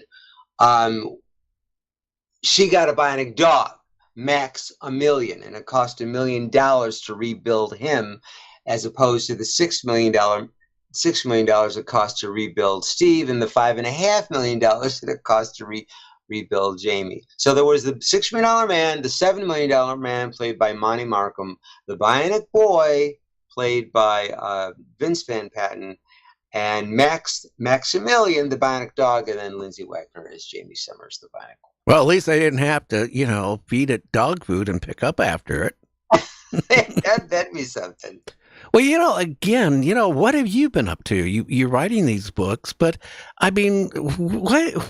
I got to ask you, and I'm probably repeating myself, but, we need shows like that. But how could they even present shows like that anymore and get an audience? Well, I think, I think they might one day, because the audience is loving MeTV and, all the different, like Hallmark Channel, it always utilizes classic TV actors in older roles. People, I think, are tired. They're getting tired of it. They're getting tired of the violence and the dark and the edginess and the lack of storytelling. So I think there might be a possibility to do the old kind of TV shows. Now, the Hallmark Channel does. I mean, those wonderful Christmas movies that they do, as does Lifetime, okay? So there are some films and TV shows that do have a little bit of the spark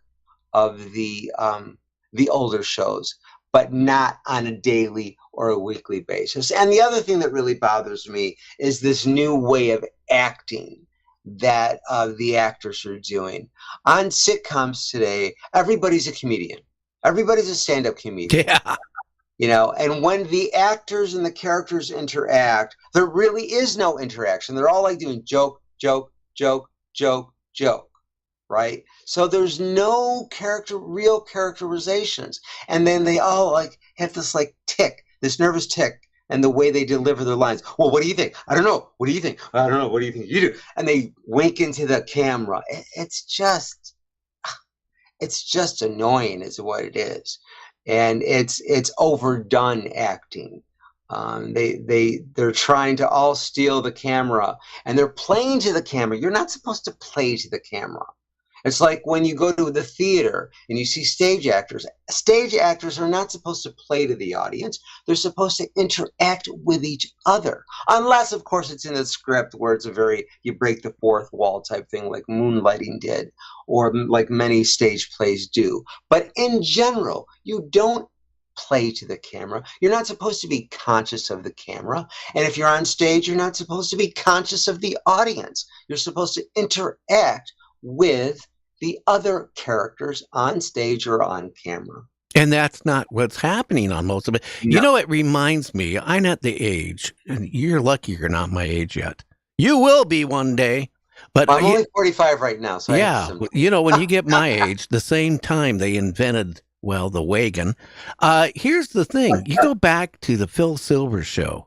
Back in the mid 50s, you know, Jackie Gleason show, the Honeymooners, you know, and all the shows in that time frame, you know, Merton, Burl, whatever. Burrow, Yeah, Red you know, Skelton, what it was is one joke right after another, and they played to the cameras.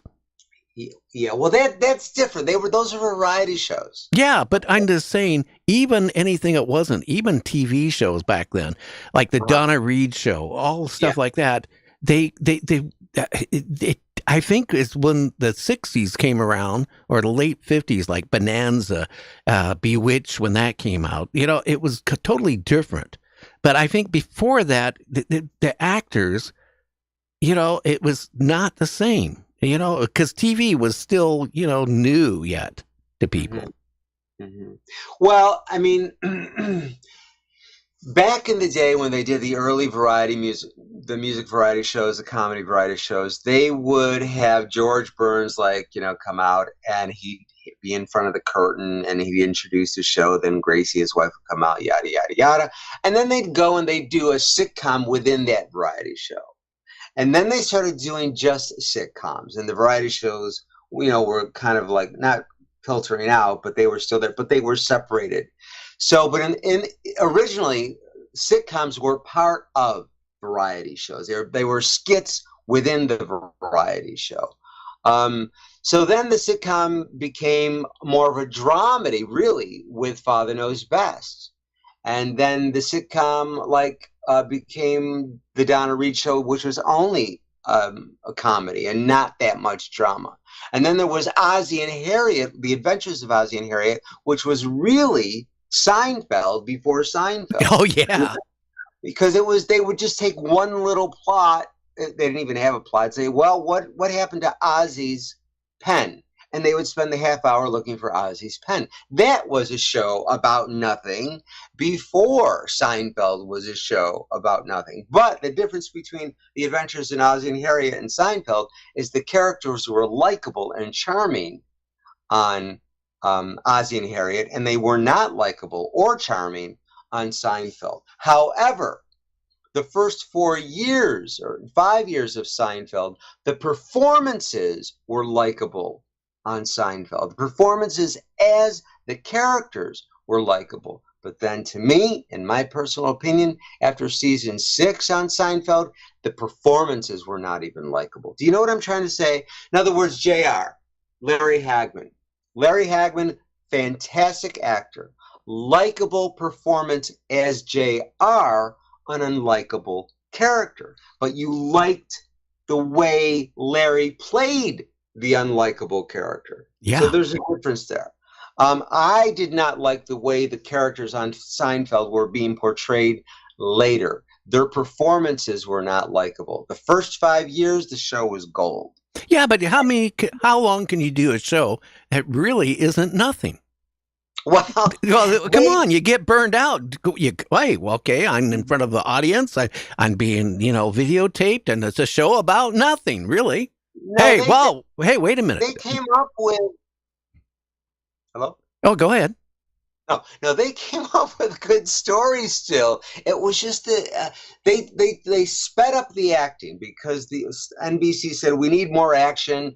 We got to have more scenes in there. The show is too slow or whatever. So in the speeding up of the action, the actors' performances became manic and they became caricatures instead of characters. Kramer in the beginning was the only one who would only scream and be, you know, more animated. Well, by the time season 6 and 7 came along, even Jerry was animated. Now George, played by Jason Alexander, was animated. Elaine, played by Julia Louis-Dreyfus, she became more animated. And the characters were all animated instead of being regular. It was Woody Allen-esque in the first 5 years, and then it became like Scooby-Doo in the next in the last 5 years. You sure or they whatever. didn't invent AI a lot sooner? And then was the AI for the last year or two? It's good. It's a good point, because that's what it seemed like. But you see, that's what's happened to you watch a new sitcom today, and now they're all like that. But you They're know what? manic. I'm going to be honest with you. I watched a sitcom the other day, and they were using the F word and all this other stuff right in the show, and it really shocked me that they are talking this stuff on TV. Horrible. Yeah, you know, my favorite show, Resident Alien. I like watching that. But you know how if you watch that show, how many F words and all this other stuff was gone on in that show? Well, it takes away the impact of what that word could mean within the context of a great script. In other words, if somebody dies in a drama, okay, that means the children can say the F word if their mother or father died. Why the F did that have to happen? But to throw it in a comedy on cable or on broadcast television just because you can takes away the drama of what that word could be used for. Well, Herbie, could you imagine, right? A kid finds out his mom just got murdered. You know, somebody stole her purse and raped and murdered her. And he goes, well, fuck, my mom just got killed. What am I going to do for my allowance? Well, no, I mean, that would turn it into a joke. I know. I'm sorry. I'm just talking about the heartache of what a character would go through in losing a loved one. Then it is valid to have that character freak out and swear and curse the world, curse God, whatever they want to do. That would make sense. To do it every second like it's happening today, it takes away the impact of what the word could, and it becomes, the audience even accepts it. It's not good. It's not a good thing. It has nothing to do with acting. I used to teach acting in my younger days in another life, and I would tell my students, don't pick dialogue that has any vulgarity in it, because that's an easy way out for anger. Show me your anger with your talent, not with using the F word. Show me what you can do to impress me with your theatrical talent and not some profane language. I'm just wondering, a lot of the old school actors, they went through and they got training, either in college, high school, or whatever, okay? Right. Or like what you did. But I'm starting to even wonder if any of these people now, some of them, just get hired because of the way they look. That, or they, it takes a lot of money to promote yourself, so they have good marketing. But these days you put a video on YouTube, and if it strikes, if it hits, if it gets a lot of views, you get a series. You don't have to go to school to learn to act, because you won the audience by a YouTube video that went viral. Now, that isn't to say that there still aren't actors who study, because there are. There are still a lot of wonderful dramatic schools and a lot of colleges and universities all over the world that have amazing drama departments and theater departments. But more times than not, people get series for all the wrong reasons, or they get jobs for all the wrong reasons. And then, of course, there's where's the Sidney Poitiers of yesterday? Where are the Clark Gables? Where are the Elizabeth Taylors? Where is the elegance? Where is the glamour? I don't see it today. I see a lot of grunge. I see a lot of people who don't shave. I don't even know if they bathe. There's no elegance. There's no sophistication. There's no Hollywood glamour. Well, Hollywood is... Like Ruta Lee, we were talking about it. In fact, I was talking to her on the phone yesterday morning, and I said Hollywood is gone from what Hollywood was. You mentioned Clark Gable. If you talk to young people today, who's Clark Gable? Or any of these famous actors and actresses out there, and they think that whatever they're watching on NBC or ABC or a cable channel, they are like God's gift to actors, and they're not. I'm sorry. No, they're not. They're not. Bewitched, So, because we only got a couple minutes. What did you think of Bewitched? well, of course, as the author of the Bewitched book and Bewitched Forever and 2 biographies of Elizabeth Montgomery, I totally adored Bewitched, and I still do to this day. It was about true love. 2 different people who loved each other despite their differences, and it was a strong work ethic. Darren, played by Dick York and then Dick Sargent, was in love with Samantha, as played by Elizabeth Montgomery. And he didn't want her to do the magic because he wanted to buy things for her and to work hard as a good husband and as a father, a good family man. And Elizabeth Montgomery as Samantha, people said, oh, she was so subservient. No, she wasn't. She chose to live the mortal life. She could have had anything she wanted. She didn't care about that. She loved Darren for who he was and not for what he could buy her or do for her, because whatever he could buy her or do for her, she could zap up something better. She was one of the most independent, most powerful women of a 60s television. So it's a joke when I hear people say, oh, she was subservient. Wrong. She was not subservient at all. Well, I remember her first time seeing her. Now, I could be totally wrong. It was on a Twilight Zone with Charles Bronson. Yeah, Charles Bronson, and she didn't even have a talking scene in the whole series. No, she actually had she made approximately 200 TV appearances, guest appearances before and after Bewitched. So she acted a lot. That particular episode that you're talking about is her most famous, but she appeared on shows like 77 Sunset Strip. She did The Untouchables with Robert Stack. That was her Emmy-nominated role as a prostitute. And David White, who played Darren's boss on Bewitched, Larry Tate, was in that episode of The Untouchables before Bewitched. So she did an awful lot. That famous episode of Twilight Zone 2, it was called, that it just became historic. And she had her Serena hair from Bewitched. Samantha's twin cousin Serena had black hair, so we saw shades of Serena years before she was actually coming on Bewitched. And she could wiggle her nose better than any woman I've ever seen. Yes, she could. Yes, and it wasn't her nose; it was her upper lip. Everybody was like, "How did she do that?" And everybody tries to twinkle their nose with their nose, but you can't. You move your upper lip, and then the nose falls into place when you move your upper lip. That's how it's done. So, are you working on anything new and exciting right now? Yes, as I said, I'm finishing up the editing for the Diana Rigg book. It's called One Tough Dame, The Life and Career of Diana Rigg, and it's available for pre-order on Amazon and BarnesandNoble.com. And that will be out September 16th, 2024.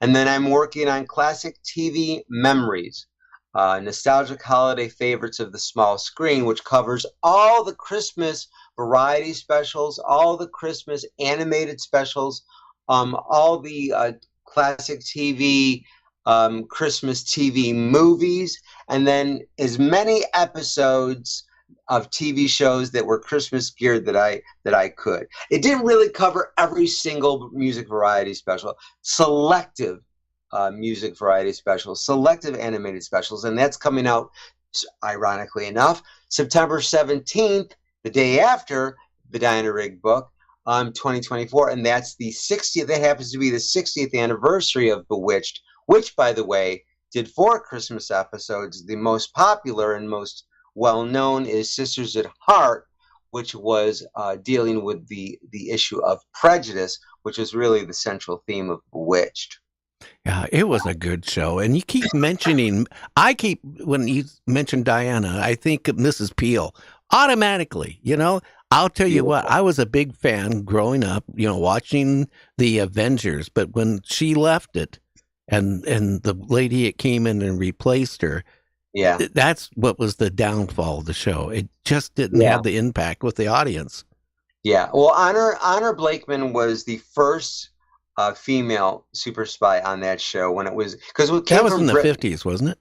No, earlier 60s. It was black and white, and then when it came to America, Then Anna left the series and Donna Rigg joined the show, and that's when it really became a hit.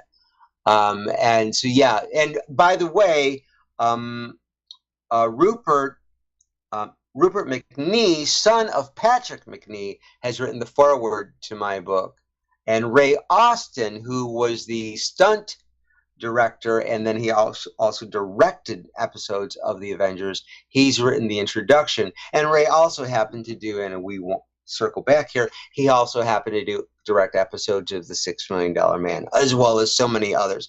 He has passed on, but Rupert is still with us. But Ray lived to be like in his 90s. He was a wonderful, wonderful guy, and he was more than happy to write the introduction to my book. So both One Tough Dame and Christmas TV Memories are ready for pre-order on Amazon and Barnes & Noble if anyone is interested. Now, because our time is almost up, how about a website? Do you have a website or anything you can share? Sure. Thank you for asking that. Yes, it's herbiejpilato.com, and you can contact me there and order personally signed copies of any of my books or ask whatever questions. But I'm also all over Facebook. If you go Herbie J. Pilato, you'll find me on Facebook. You'll find me on Instagram, LinkedIn, Twitter, or whatever it's called now, X. I'm all over the place. Well, that's important.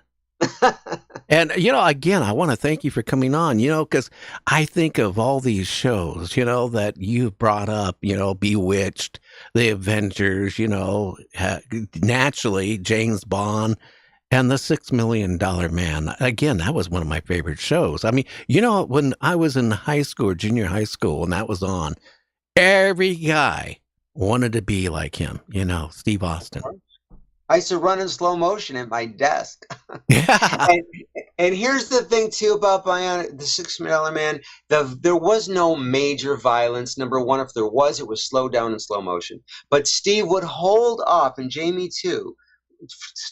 They would hold off doing the major bionics until the last couple minutes of the show, last 10 minutes of the show, last half part of the show, so that you didn't get tired of it or that the violence wasn't overdone. It was something that the audience would anticipate.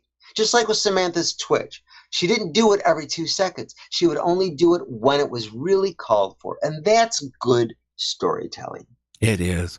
Well, Herbie, I want to thank you so much for coming on and taking, with your busy schedule. And all I want to tell everybody, go check out his books. Thank you. Thank you, Gary. Okay, my friend, you take care. Okay. Okay, have a great weekend. You too. Bye-bye. Okay. Well, you know what, JC? We still got more going. So if somebody wants to call in and just talk about, James Bond or talk about their card only turns right or the recipe that maybe didn't turn out so well, our number is 1-253-203-6777. And we will be, right back, I think. I'm not really sure. So stay tuned.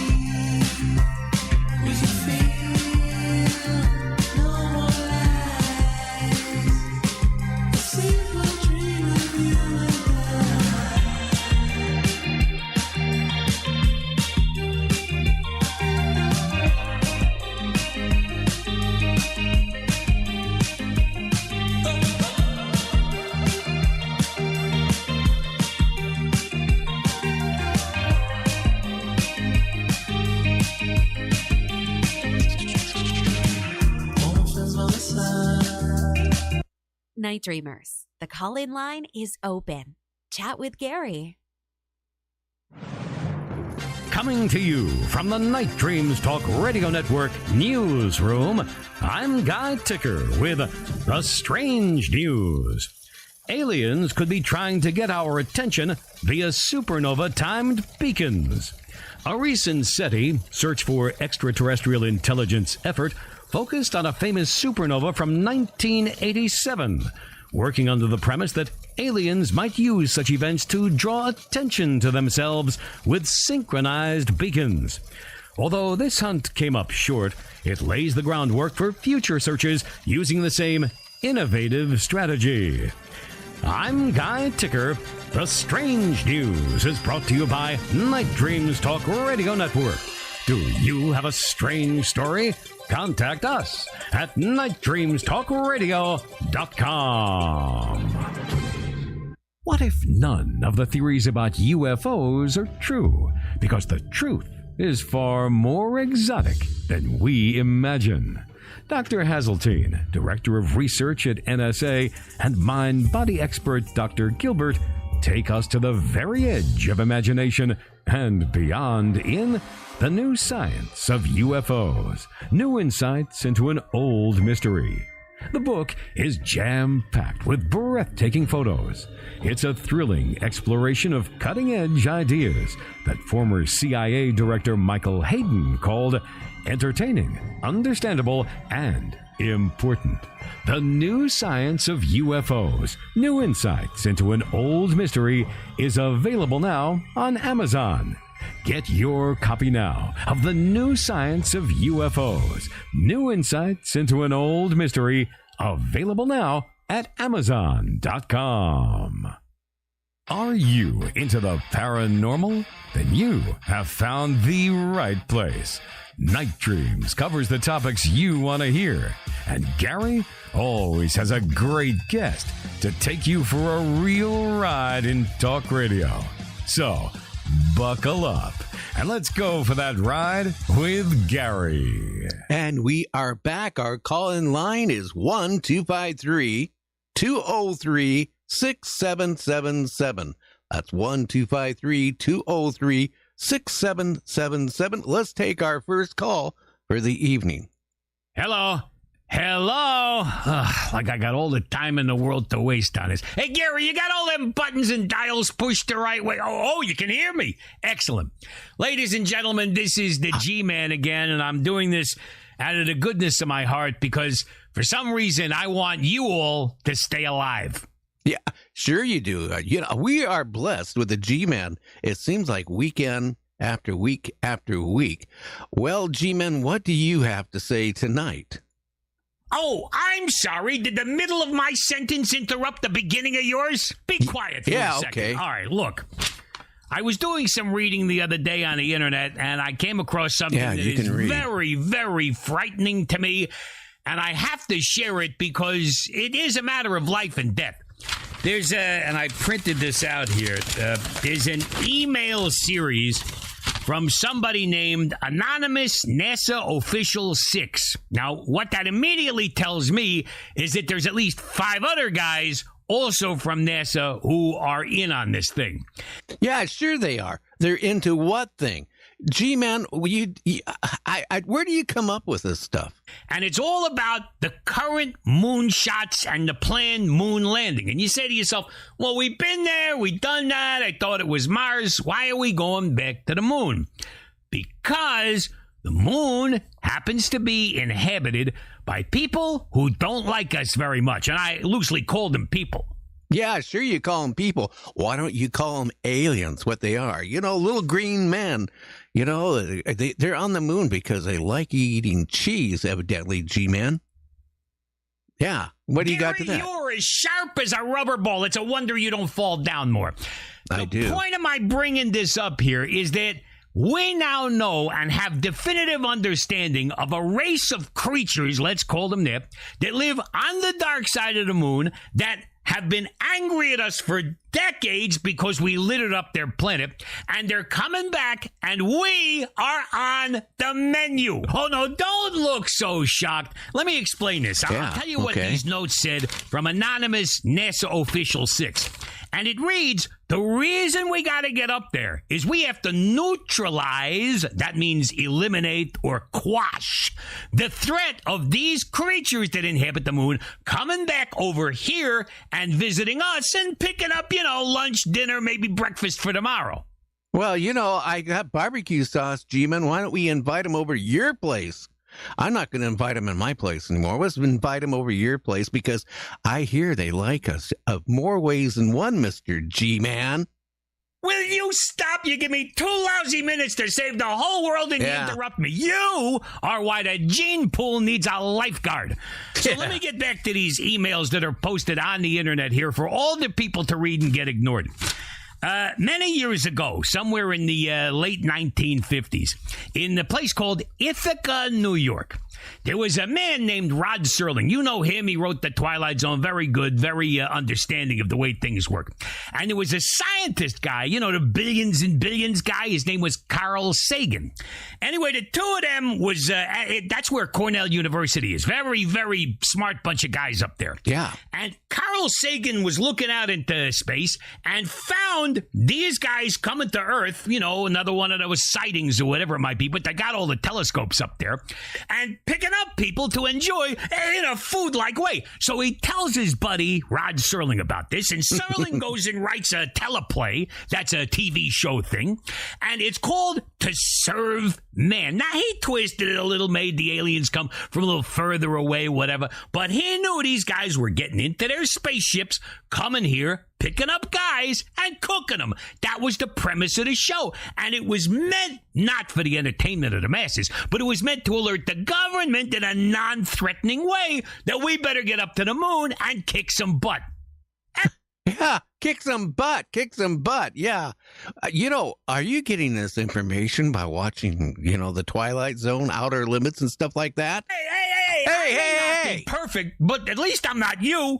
Anyway, Thank you. My point is that you better be on guard. You better support our guys going back to the moon to take care of these scoundrels, because if you don't, you're going to wind up being dinner. Look them up, Sagan and Serling. It's all online. The G-Man has done his part. I have given you the knowledge to defend yourself and your planet. And Gary, listen, next time, use glue instead of chipstick. Goodbye! I really appreciate that, G-Man. I appreciate your intelligent conversations when you call in on Fridays. I tell you that. Mr. G-Man, what can I say? Well, we'll be right back. And hopefully we have somebody more illiterate than the G-Man. We'll be right back. So stay tuned. I think. Pyramids and the Great Floods is a must-get, must-read, fascinating new book by John Shaughnessy. Discover the purpose of the global pyramids and how an advanced Type 3 society used them to control global floods and reduce the impact of instant ice ages. In 1997, a geologist discovered 30 times the Earth's surface oceans located below the upper mantle, the source of Noah's floodwaters. While cataclysm researchers have been looking to the heavens for the doomsday catalyst, it turns out that all the while, it's been right under our very feet. Hell really is down below. Pyramids and the Great Floods describes in full detail how ancient past societies used the global pyramids to lower the damage of floods. You will be amazed. Pyramids and the Great Floods by John Shaughnessy. Get it now on Amazon in paperback and on Amazon Kindle. Broadcasting to you live in his underwear. Sorry. From the studios of Night Dreams Talk Radio, you're listening to Gary Anderson. He's the bomb. The size of nuclear bombs today has evolved from the 1960s so that they are smaller but more accurate. Hey, are we talking about weapons or Gary? Even if the total megatonnage was actually less, the explosive force would be spread out more efficiently across the metropolitan area. So in that case, the actual destruction would be even greater than what I'm about to describe now. Yeah, we're talking about Gary. On the radio, on the internet, and in worldwide syndication. Get ready for the ride of your life. The destruction that I'm about to describe is likely an underestimation of what would actually happen. It's still gives an adequate sort of approximation of the effects. So here we go. Here's Gary. And here I am. People have been saying, wow, you had your hair cut. I got to be honest with you. I had to get a haircut. I was underneath the bathroom sink with a torch trying to, well, this big nut on, the pipe. I was trying to loosen it. And then I started, I wonder what they're cooking in the kitchen. It smells horrible. I set my hair on fire. So I had to go get a haircut. So there it is. You can believe that like I was eating pumpkin pie or apple pie, whatever. Well, JC, you know what? We got a caller. Uh-oh, let's hear it. Okay, who do we have out there? Hi, this is Tom. Tom who? Yeah, Tom, your friend. Okay, I got at least 2 or 3 of those. So, what did you think about Steve Bassett? I got a real peeve with him. I love the guy. And I love what he's trying to do, but this is going on for the same cycle. Like if your wash machine is stuck on rinse and never goes off. I think that's a good metaphor, Gary. I also like to listen to what he has to say, and I think that he's extremely sincere in what he says and the things that he endeavors to do. But you and I think, are on the same page when it comes to government disclosure. I think that I will agree with him that there probably are multiple races that are engaging Homo sapiens sapiens, and they have different agendas, and they're here for different reasons. And I think that some of them, like he believes, are benevolent, but I don't think all of them are. And I think that some of them are downright malevolent. And you've had other guests on your show. Who's that lady from North Carolina? Oh, Mary Joyce. Yeah, Mary Joyce. I think Mary Joyce, presents a good case with the other side of that coin. Well, wait a minute. And wait a minute. The G-Man that calls in on Fridays. Okay, perfect example. Okay, he's saying that these ETs eat humans. So come on, he's being honest here, but he believes it. Well, the guy that buys that much A1 sauce probably couldn't be wrong, right? Well, I've got a whole bunch of it just in case. But I think I like Steve Bassett. I think he's a sincere fellow, but I think that as far as his take on disclosure is concerned, it's what my Hispanic friends would call so much mierda del toro. So is that anything to do with taco sauce? Yeah, it has. Yeah, exactly.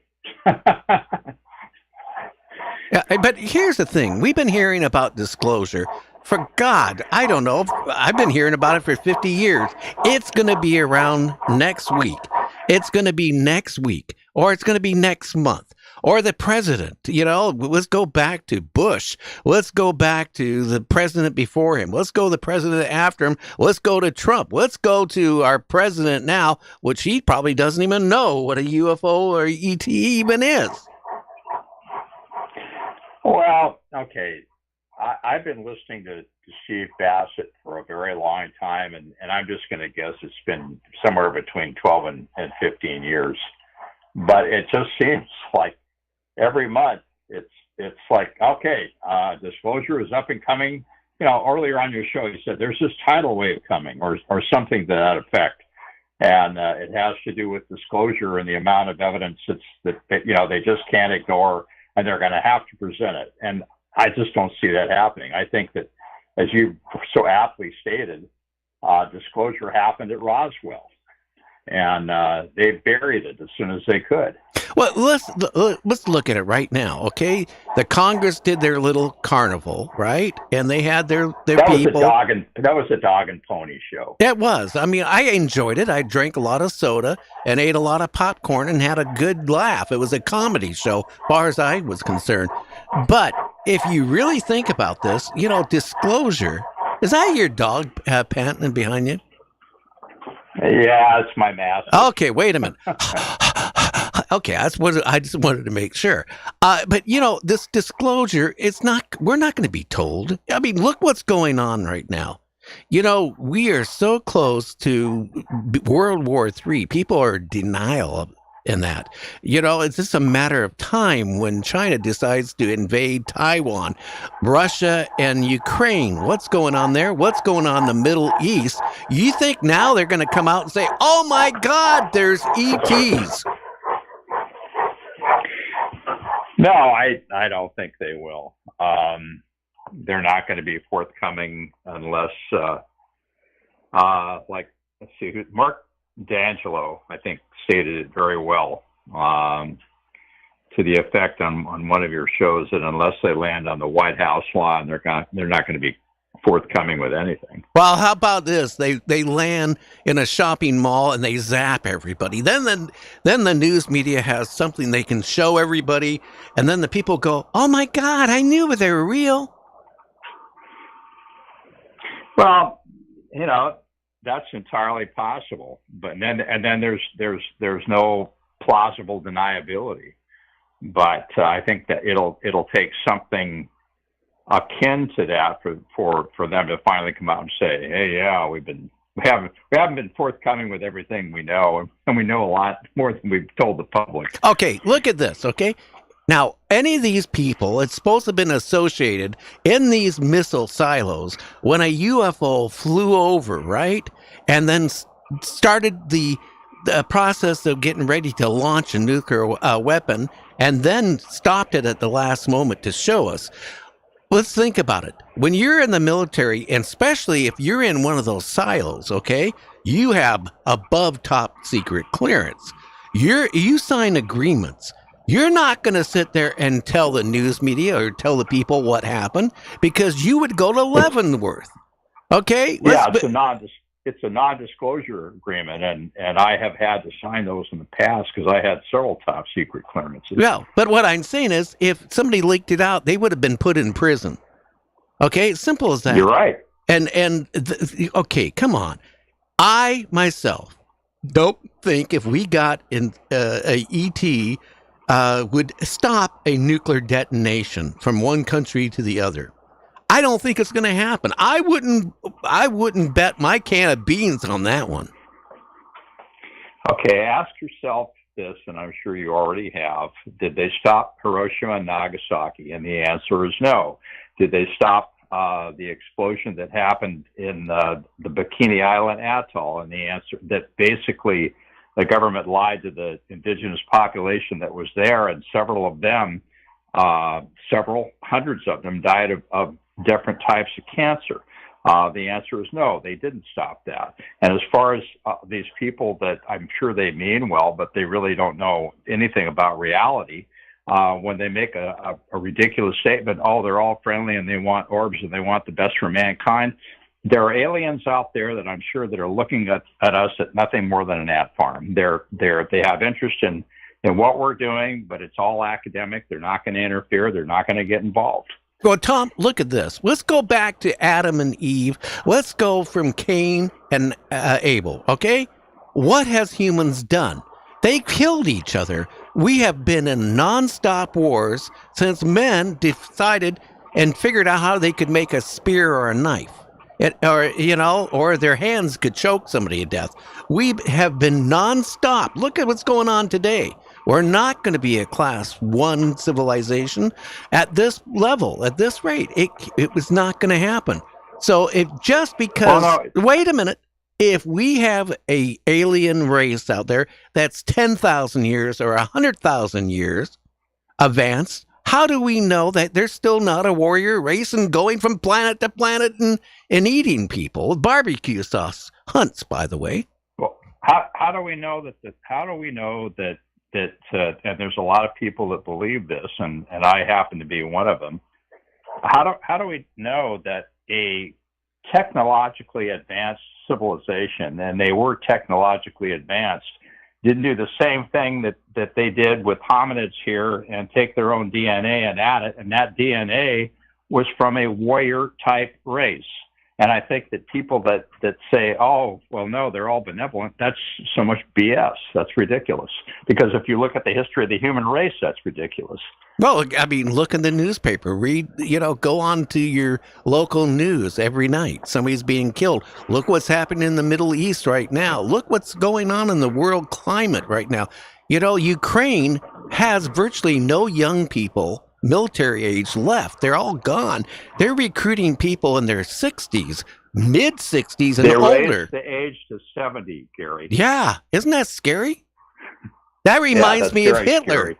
What did they do the last couple months of the war? They put kids, 11, 12 years old, and showed them how to use a gun. Yeah, they were 11 and 12, and they were in their late 70s to early 80s. Yeah. Isn't that scary? And we're, I think you and I getting back in. I think you and I getting back in the uniform is kind of a scary proposition, don't you? Well, they can have my wheelchair. I'm not going to get back, and I'm glad anyway. But yes, but here's the thing, okay? We don't really know because the government doesn't tell us the truth.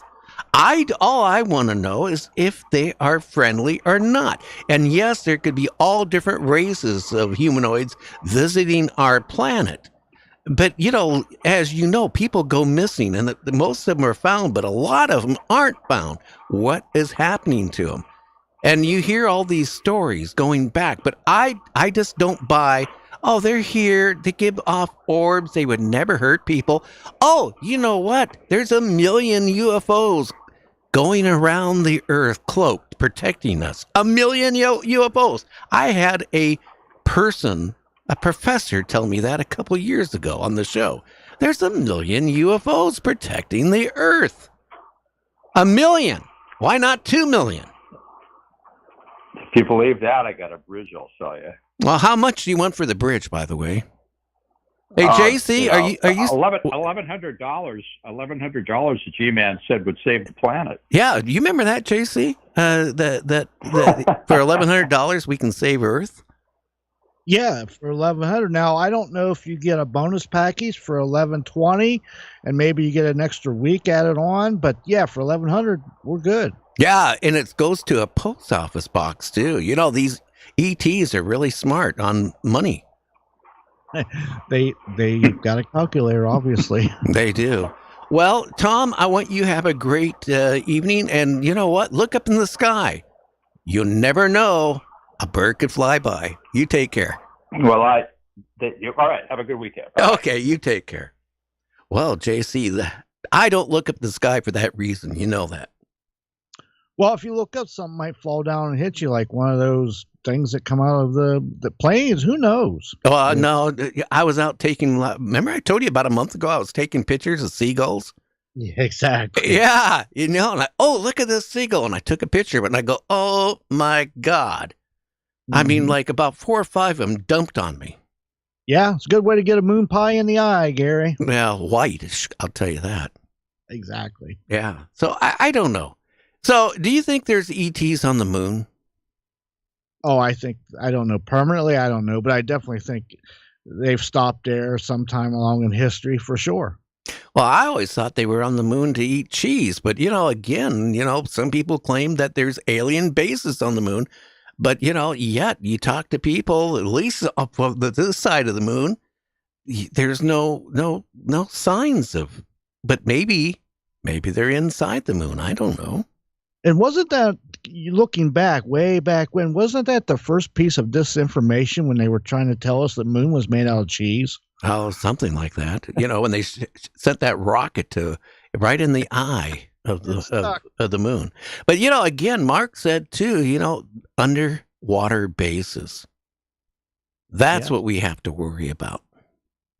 I believe, listen, here, we know more on the moon, what's on the moon, than in our own ocean. So think about that, especially like the Mariana Trench and other places are so deep, we can't get down there. We don't know what's down there.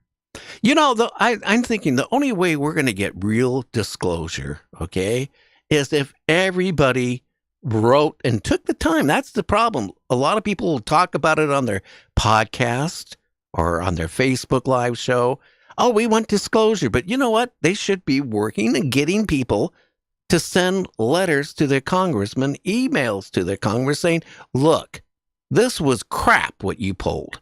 Why don't you tell us the truth? But, again, I'm naive, but, and maybe Steve Bassett's a little bit naive because, again, the president already signed it here about a month ago that they basically shit can any of this information about UFOs for 25 years. And that's up to the next president in 25 years at that time to, acknowledge it. If they want to seal it again, they can seal it for another 25 years. We got a caller. Who do we have? It's Kim. Hi, Kim. How are you doing? And how's your paintbrushes? Paintbrushes are good. It's the artist that's been having problems. Well, isn't it kind of hard to paint if you have no fingers? I have fingers. You do? Okay. I have 10 of them, and actually I can paint with all 10. Okay, that was a bad joke. And I did not have apple pie on my lips. Well, it looked like it, but I got to looking really, kind of closely at you, and it was your mustache. Yeah. Has your husband ever burned his hair? No, because I keep it pretty well shaved off. I shave his head. Okay. Well, I wish I would have done it. Not bald like, JC, but he's got a little hair left on top. But he likes it that way. Don't tell anybody this. This is a secret between me and you. He uses Nair hair remover on his head. Both of them. Oh, my God. I used that one time on my legs, and it, burnt my legs up. I used it on my manhood when in junior high school, and I tell you, whatever. God, Gary. You never want to do that. Never want to do that. Oh, no, I don't want to see that in my head. A new meaning of running around, I'll tell you that. Oh, I can imagine. I knew a guy, he was actually best friends with my husband, Ted, and he was a big motorcycle guy. You might be able to relate to this. So he used to build choppers, and, he'd have the handlebars way up in the air and, it'd be all stretched out and everything. Well, one day he decided he was going to have fun and pop a wheelie with that big old long stretched out thing. And he forgot to put his gas cap on. So when he went and did that, it spilled gasoline all over his private parts. And at that time he was living with my then fiance, Ted, in a house that Ted bought for us, but he and his buddies lived in it before we got married. So he drove all the way to the house, and he was stripping off his, now I didn't see this, thank goodness, but, it was explained to me. He was stripping off, running through the yard, and he got in, and his whole private area and legs where the gasoline spilled was nothing but big, yucky blisters. Oh, yeah. Oh, guess what? Yeah. That's great birth control. I can tell you that. Yeah, well, he may have needed that, actually. He's kind of a womanizer kind of guy, but, he had the looks, I guess, and the motorcycle and the Corvette, and he was a skydiver and hot air balloon, that kind of guy. Yeah. I used to ride a motorcycle for many years, and I'll tell you what, I miss it, but what can I say? It's a good way to kill yourself nowadays. Yeah, it is. In fact, I don't know how people drive motorcycles today without, bad bodily harm happening to them. But I have a bone to pick with you. Uh-oh. What did I do wrong today? Well, you're always talking about humans being, a warring type. We are. Look at it. Look at any history book. I mean, watch TV, sci-fi. We are warriors. Well, okay, we are. But if you look at every single animal or insect on the face of the earth, they all fight each other, eat each other, down to the smallest little crawling thing. Ants even have wars. Bees have wars. Okay, I got a cure Monkeys. for it. Okay, we need, the Hitchhiker's Guide to the Galaxy. Okay, we need an ET to push the button, and because come on, we are murderers, we're killers. You mean like Alien Resident or Resident Alien? Yeah, that's my favorite show. Yeah, well, we started watching it. It's one of our favorites too. But yeah, well, he's turning human, so he can't even press the button. No, but look how many people he ate. He didn't really eat anybody, did he? No. Well, he sure killed a few. The body he's in is somebody he killed and had in the freezer for a long time. True, it was funny. I mean, think about it. How many people have you met that you wouldn't have minded doing that to yourself? I don't know. But again, when I say that, when I'm using reference to humans, yes, we can talk about cats, dogs, tigers, oh boy. But think about this. Our human race have been warriors from the very get-go. And just because some people feel that ETs or whatever you want to call them might not, or they're not that way, we don't know because we're not being told the truth. How do I know that ET, it comes and visits us, isn't like the guy on, Resident Alien? Well, I've seen UFOs, so I know that there are UFOs. And one of them, like I said before, was up close and personal. And there is no way in heck it was anything but a UFO because it was like right there over the houses on the other side of the highway. And the highways aren't going through Kansas City are side by side. So it's not like they're a long ways away. So, there was no ifs, ands, or buts about that. That was up close and personal. But I'm with you. There's no way that they're not here for their own personal purpose. Well, Kim, look at this. Kim, but look at this, okay? I have, through the 50 years, I've interviewed so many people that claim they were abducted, that they claimed that they had their semen removed, they had their eggs removed, they had their DNA removed, okay? Now, unless we're getting all these 50 years, thousands and thousands of different ETs are visiting Earth, and they're all looking for DNA, how, if you think about it, how many times do you have to keep collecting DNA?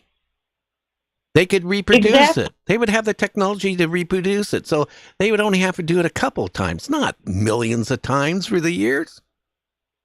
Well, and I don't even think they would have to go that far if they're that advanced, that they would have to take body parts of cows or humans or horses.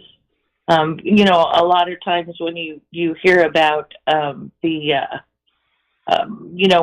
the cattle mutilations and things like that.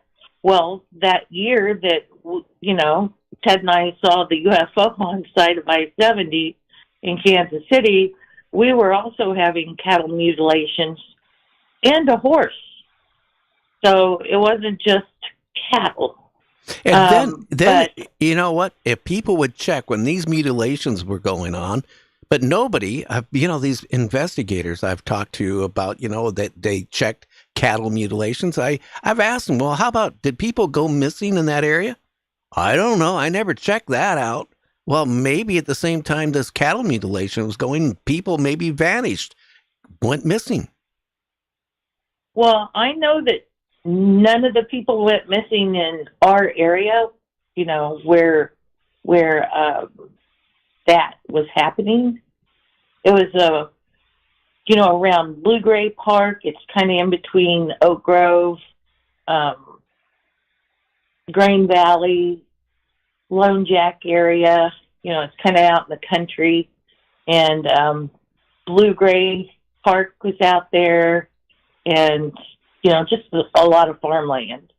But anyway, all the people that I knew, since it was country people, y'all know each other. So nobody went missing out there. But that doesn't mean that, it doesn't happen, especially in the city or, way out in the country or in the woods or anything like that. So, well, you know what?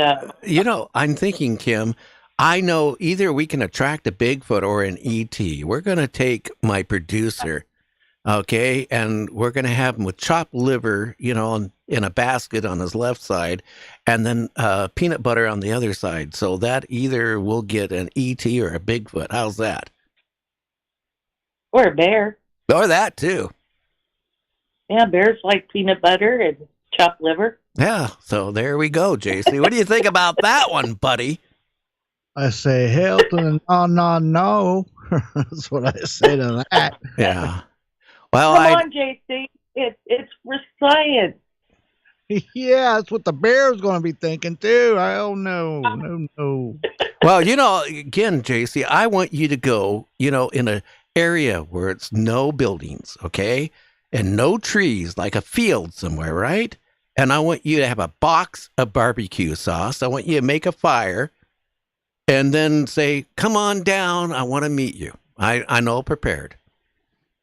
You want me to put a little cologne on too? Don't need it. Just smear some of that barbecue sauce on you. They'll come running right after you. They'll go, woo, and they'll get you. Hey, Kim, I want you to have a great weekend and say hi to your hubby for me, will you? You too, and say hi to your wife. Do I have Talk to? to you later. Okay, you take care. Yes, you do. Okay. Yes, you do. Okay. Well, think about this. Again, if we really think about it, JC, ETs, okay, people say they're here to help man, but I keep thinking of the Twilight Zone, to serve man. I just really, again, if the government felt that these ETs are a non-threat, and tell me, honestly, after all these years, they would know if these ETs are a threat or not. So I'm starting to think by not giving us true disclosure, they're hiding something from us. That's my feeling. Well, the problem is people like to categorize things, box it up nice and put it on a bow. But listen, who knows how many different species, races, whatever you want to call them, are coming here. They all got their own agendas, their own personalities. Some may not even feel anything. They're just here like, scientists. Some may come here because they're hungry. That's the whole thing. That's the X factor, Gary. We just don't know. Or they may know, but they're not going to tell us. By no means are they going to let us know. No, sir. Yeah, I mean, how do we know that one day that, I've seen these movies where they zap the whole earth, right? Or they take it over. I mean, we don't know it. Somebody knows, and they're just not telling us. So we're not going to be told the truth. If it was here that they were giving us orbs and lollipops, then I think they would say, okay, these creatures are not a threat to national security or world security. They're not saying that. They're being like, I don't know. No, they can never come out and just whip out and say, yes, we know, because listen, somebody's head's going to roll for all that trillions of dollars that's been allocated for God knows what, and all the lies. I mean, where do the lies start and the truth begin? A lot of us folklore. Now, again, if we can take one more call, it's 1-253-203-6777. That's 1-253-203-6777. Not 666. Anyway, but think about this. Folklore about, ETs, like I mentioned with Tom, they got these missiles with nuclear warheads. They went into the war mode. They were getting ready to launch, and then at the last moment, they stopped it. Now, come on. again, like I was telling Tom, anybody is in those silos, okay, they are above top secret. They sign agreements. If they sat there and released that information, they would be in prison to who knows when. Yeah, that was. Yeah, Okay, so somebody started folklore, and it's real that ETs stopped these nuclear launches. They didn't let it happen. Oh, first of all, and that's the other contradictive thing. They say ETs can't get involved. That's why they don't do things. They can't get involved, but yet they say they will stop a war.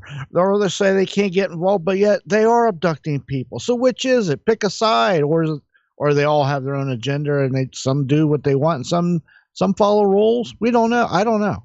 Well, look at this. Somebody is involved with somebody. It kills somebody, right? And then they torture that person. Then all of a sudden, that person, the Stockholm, develops where they go along with what that person did. Now, all of a sudden, hey, they're buddies. The same way with ETs and what all this.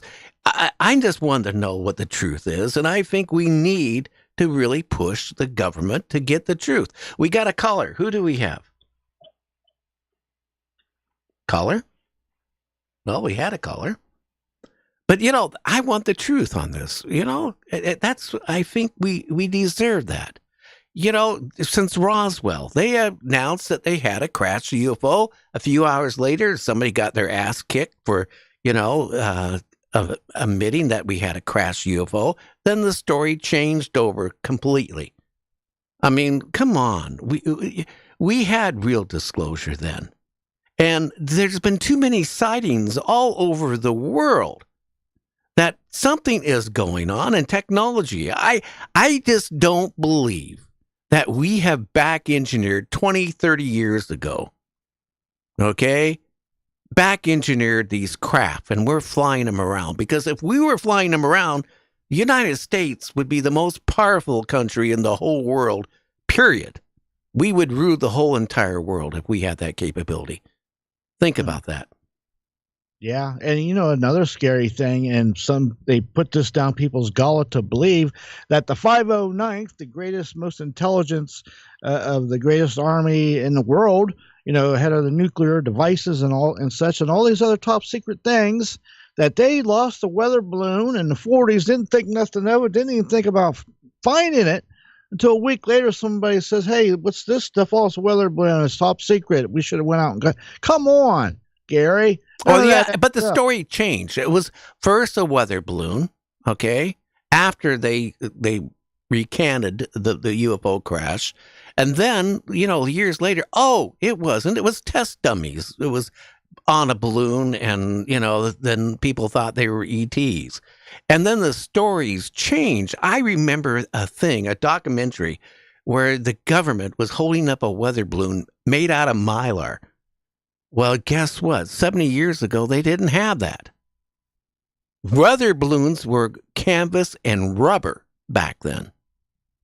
Right. And I think some of the research found about them dummies, they didn't start using them, the ones they were talking about, I think it was like 5-6 years after Roswell. So the timeline didn't line up for that either.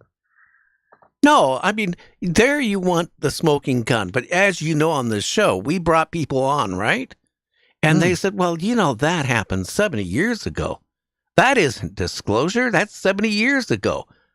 Oh, my God. What more do you want for disclosure? There it is. There's the smoking gun. But again, here's what's weird. How many presidents have come and gone, okay, that said, well, we are going to, we're going to tell the American public. And none of them ever have. No, and I think some of them probably been put on the spot. If you do this, I think they've been told not to, or shifted, or convinced otherwise. But the president's not really in power anyway, if you think about it. And they probably had more power a few years ago. I will say that. But, the powers that be control things, as you well know. And the other thing is, some of these companies, they're more powerful than the government because they have no oversight, Gary, on this stuff. But just thinking back engineer, okay, Bob Lazar claimed, okay, and I don't want to get into him because I don't really believe his story, and people can be mad at me, but I know things that a lot of people don't know about Bob Lazar. But here's the thing. We don't have the technology to reproduce, re-engineer these craft. I'm sorry. Like I've said before, I'm going to take you in a time machine right now, JC, to 1955, and you're going with your cell phone, and all of a sudden you realize you can't call anybody anymore because there's no cell phone towers, right? But you're not thinking about that, are you, JC? So you go to one of the biggest universities, and you go up to a professor who's an engineer on electronics, and you hand him and said, "Hey, my cell phone won't call anything," and he's going to look at it, and he'll figure out it's a phone somehow. But do you think he's going to have the technology to the integrated circuits and everything that's involved in that computer and that phone? He's going to be able to back engineer it in 1955? No, and not only that, some of the materials that needs to be used to maybe conduct things or to work right, we don't have the technology or the material to even make it on a molecular level. That we've found that out, Gary. So we can't even do it if we wanted to. You get what I'm saying? Like some of the percentages of the minerals that are used in some of these things, we don't have technology to do that. Not only that, you spoke about integrated circuits. Can you imagine some of the amount of information that some of these ETs put on what we call integrated circuit? There's probably 1,000,000 trillion times more on that one little circuit compared to ours. Okay, let's go back because, I have electronic background. My dad was electronic engineer. And, let's go back to it. With tubes, then the transistors, integrated circuits. Integrated circuits were big at one point, and they only did one or two functions. So you had a circuit board with a whole bunch of integrated circuits. And as time kept advancing, like 10, 15, 20 years, then all of a sudden the integrated circuits got size of a pinprick. And then all of a sudden that little pinprick's integrated circuit could do multiple things. Now you can have one or two integrated circuits on a circuit board, and it will do everything that a mass amount of other electronics would do, all in one, two items that are small, miniature, micro. Who do we have? This is Tom again. Hi, Tom. Hi. I wanted to let you know that in a couple of months, I'm probably going to be going to one of the most beautiful places in Arizona called Sedona. And it's got supposedly some great vortex energy there, and I'm really looking forward to it. I think Sedona is to the United States what the pyramids are to Egypt as far as an energy thing goes.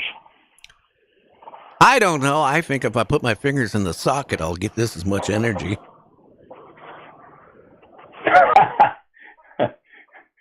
Well, I look forward to it. I think the one place that I was impressed with when I was driving through Arizona was Monument Valley. I thought that was beautiful. But I've heard some great things about Sedona, so I'm really looking forward to taking a trip down there. Oh, you're going to do that in your new sports car you weren't going to buy? I'm still thinking about that. The funny thing about it is that there are a lot of them out there, and they all have different miles and different prices. So I'm trying to find the right one. Okay, and, I'm gonna make a suggestion to you, Tom. Go find yourself a 1955 Chevy. Okay, 2-door Chevy with a 283 in it. Don't get it with a 6, okay? And get it all customized. You'll be like the magnet of all car drivers. You're right. I've always liked the 55 Chevy, and the 55, the 56, and the 57 Chevys. But the 55, I had a friend of mine in high school that this was in the 60s, that trick one out, and he did that thing was to die for. It was absolutely beautiful. It was the envy of every kid in high school.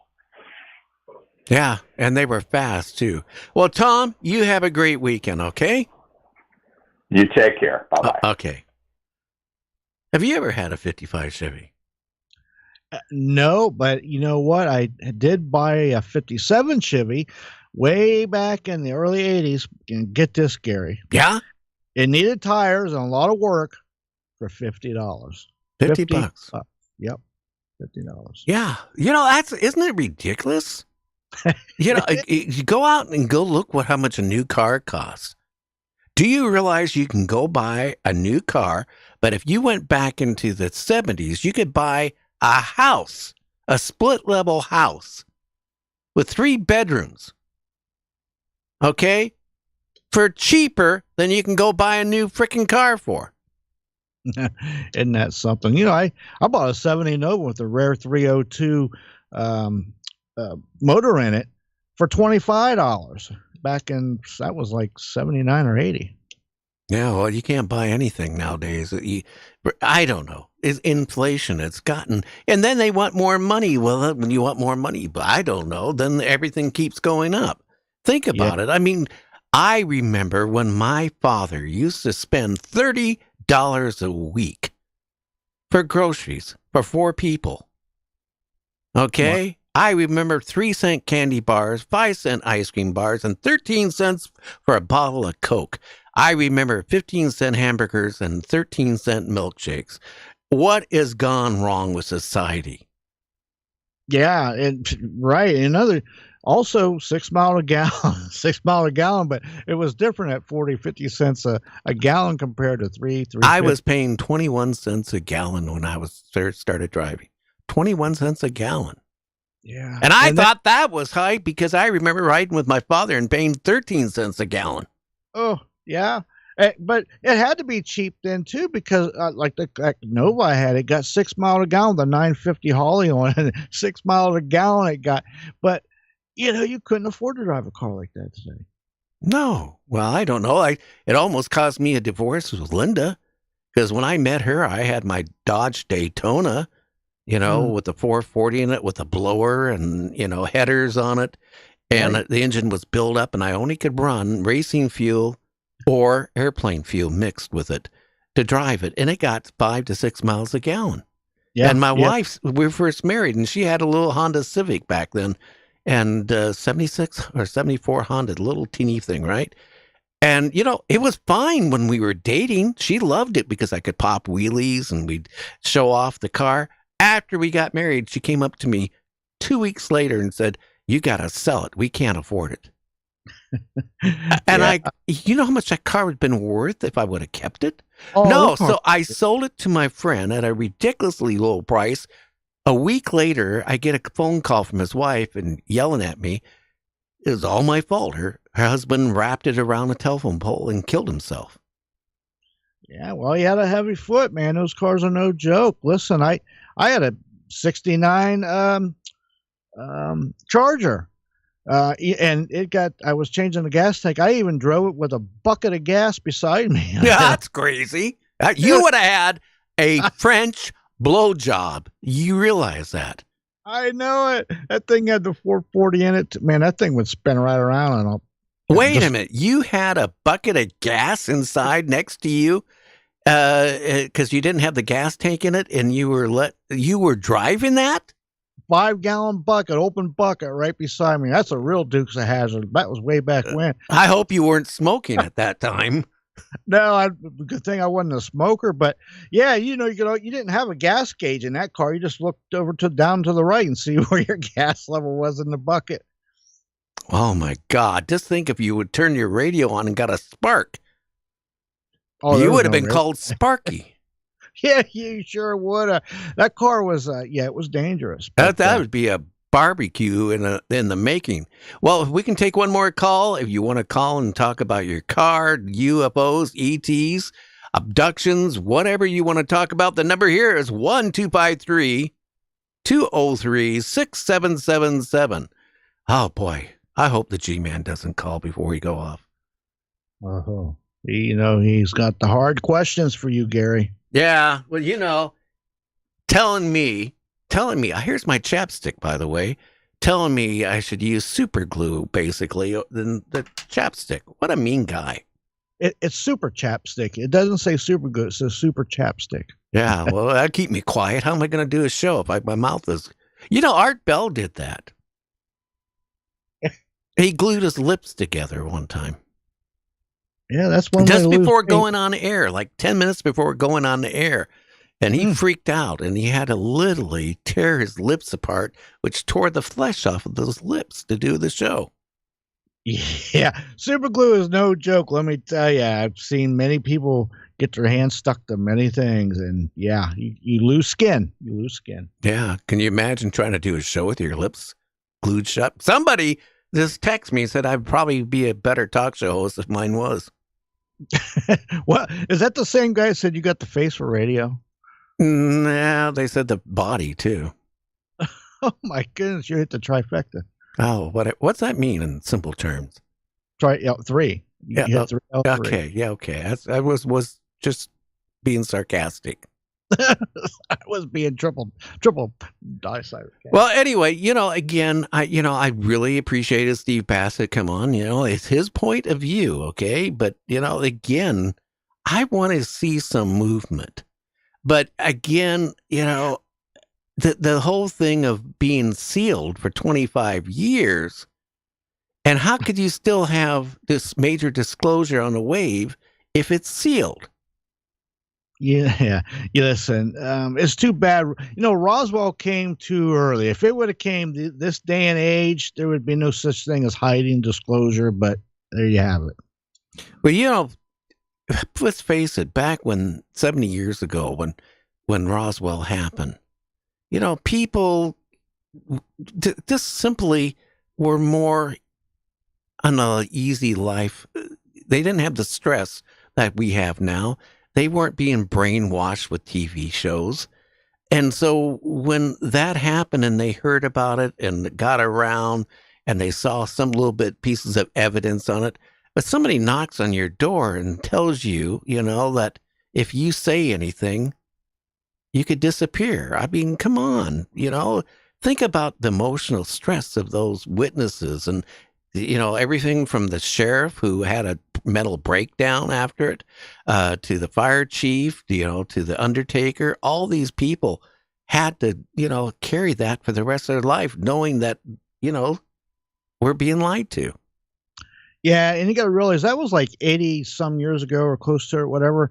But the people then were more family oriented. They were more empathetic, to each other. You know what I'm saying? Compared to today, people are dumbing up against emotions because a lot of people don't even interact with each other. They're behind a computer screen or a telephone talking to people. They don't have that one-on-one, face-to-face. You get what I'm saying? Yeah, and I'm going to wrap this up real quick. Again, that link I sent you over about the organic UFO.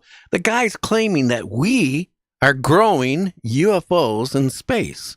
Yeah. Yeah, we are growing artificial life objects that are UFOs and that merges with the person. So if the person has an evil thought like, I'm going to kill my producer, then the craft will kill the producer. I mean, come on. Organic UFOs, that we have that technology. It's attached to your consciousness. It's like your avatar, but it will take you places. I hate TikTok. I'll be honest with you. If you want a comedy show, I'm going to be honest with you. I mean, seriously, I think the only way TikTok really would make sense if I sat there and drank a fifth of vodka. You should listen to it blindfold and drink it, and then you probably it'd make more sense. I don't know. Have you ever watched some of the stuff on TikTok? I try not to because it'd make me dizzy. But have you, though? Yeah, I have. Yes, I've seen some stuff, especially the crazy stuff you sent me like today. Yeah, organic made UFOs that merges with the pilot. Yeah, so what's next?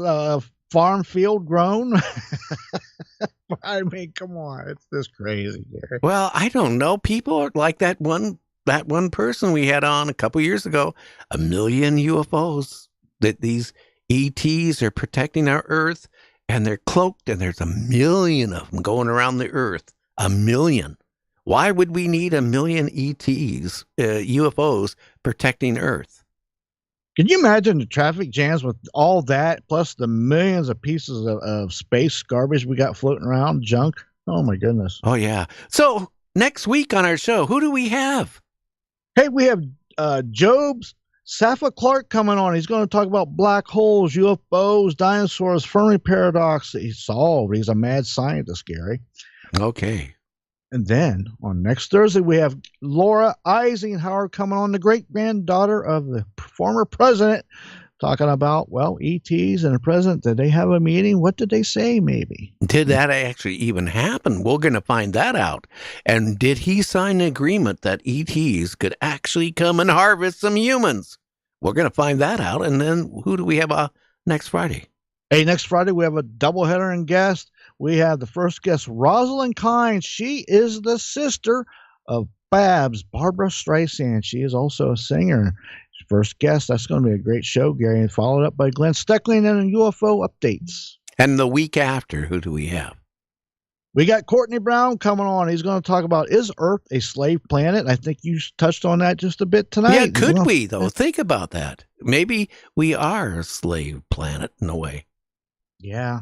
And the one guest I'm kind of looking forward to, 2 Thursdays from now, Nick Orton's going to come on. He has collected well over 500 reports of paranormal in the military. Different military guys with paranormal events they've encountered. Some really crazy stuff there. And then Michael Leonard. You remember from the Waltons, the mother, Michael Leonard? She's Yeah. Yes. You know, yeah, that's going to be interesting. But guess what? On TikTok today, I was going there, and somebody, you know how they do the, like, celebrities that die? Yeah. Well, she supposedly died today. So we need to check that out, but it's on TikTok, so I don't buy it. No, I talked to her agent, she's the client for today, so that didn't happen. Well, yeah. Well, you know, a lot of famous people die on TikTok. You know that. If it did, yeah, on TikTok, maybe that's their avatar. But it's funny. I would think he would know, and I talked to him right up to about 2 hours before the show. You mentioned Glenn Strickland next week, but who's our other main guest next week? Rosalind Kine. Okay, that's right. And the week after, who do we have? That was we have Courtney Brown, the Earth slave planet, Nick Orton, the military paranormal connection, and then Michael Leonard, 2 Fridays. And the week after that, we're going to just let everybody know the guest quality we have on this show. Boy, if they listen to it, they might not come on.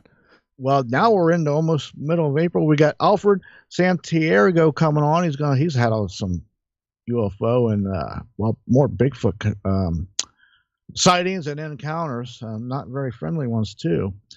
And then we've got Ryan Wood coming on. He's the son of Dr. Robert Wood coming on. He's going to talk about some UFOs and what's going on in that field today.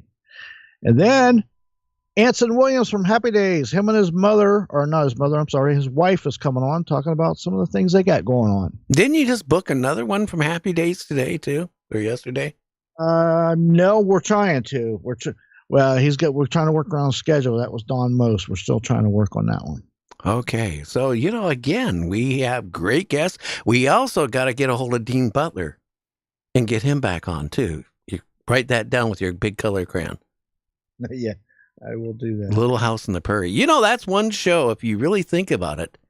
I was listening to an old interview about Little House on the Prairie. If you think about that, that is one show that is ageless. Like if we make a TV show in the 60s, 70s, 80s, and 90s, right?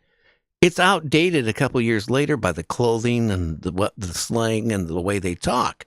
But if you look at Little House on the Prairie, right? They are, in the 1880s, whatever it was, dressed. And everything about that show is just as fresh now as it was when it first aired on TV. You know that, JC. I do, compared to those shows in the 50s and 60s. They're talking about space or future stuff for time travel, and are using toggle switches and analog stuff. Yeah.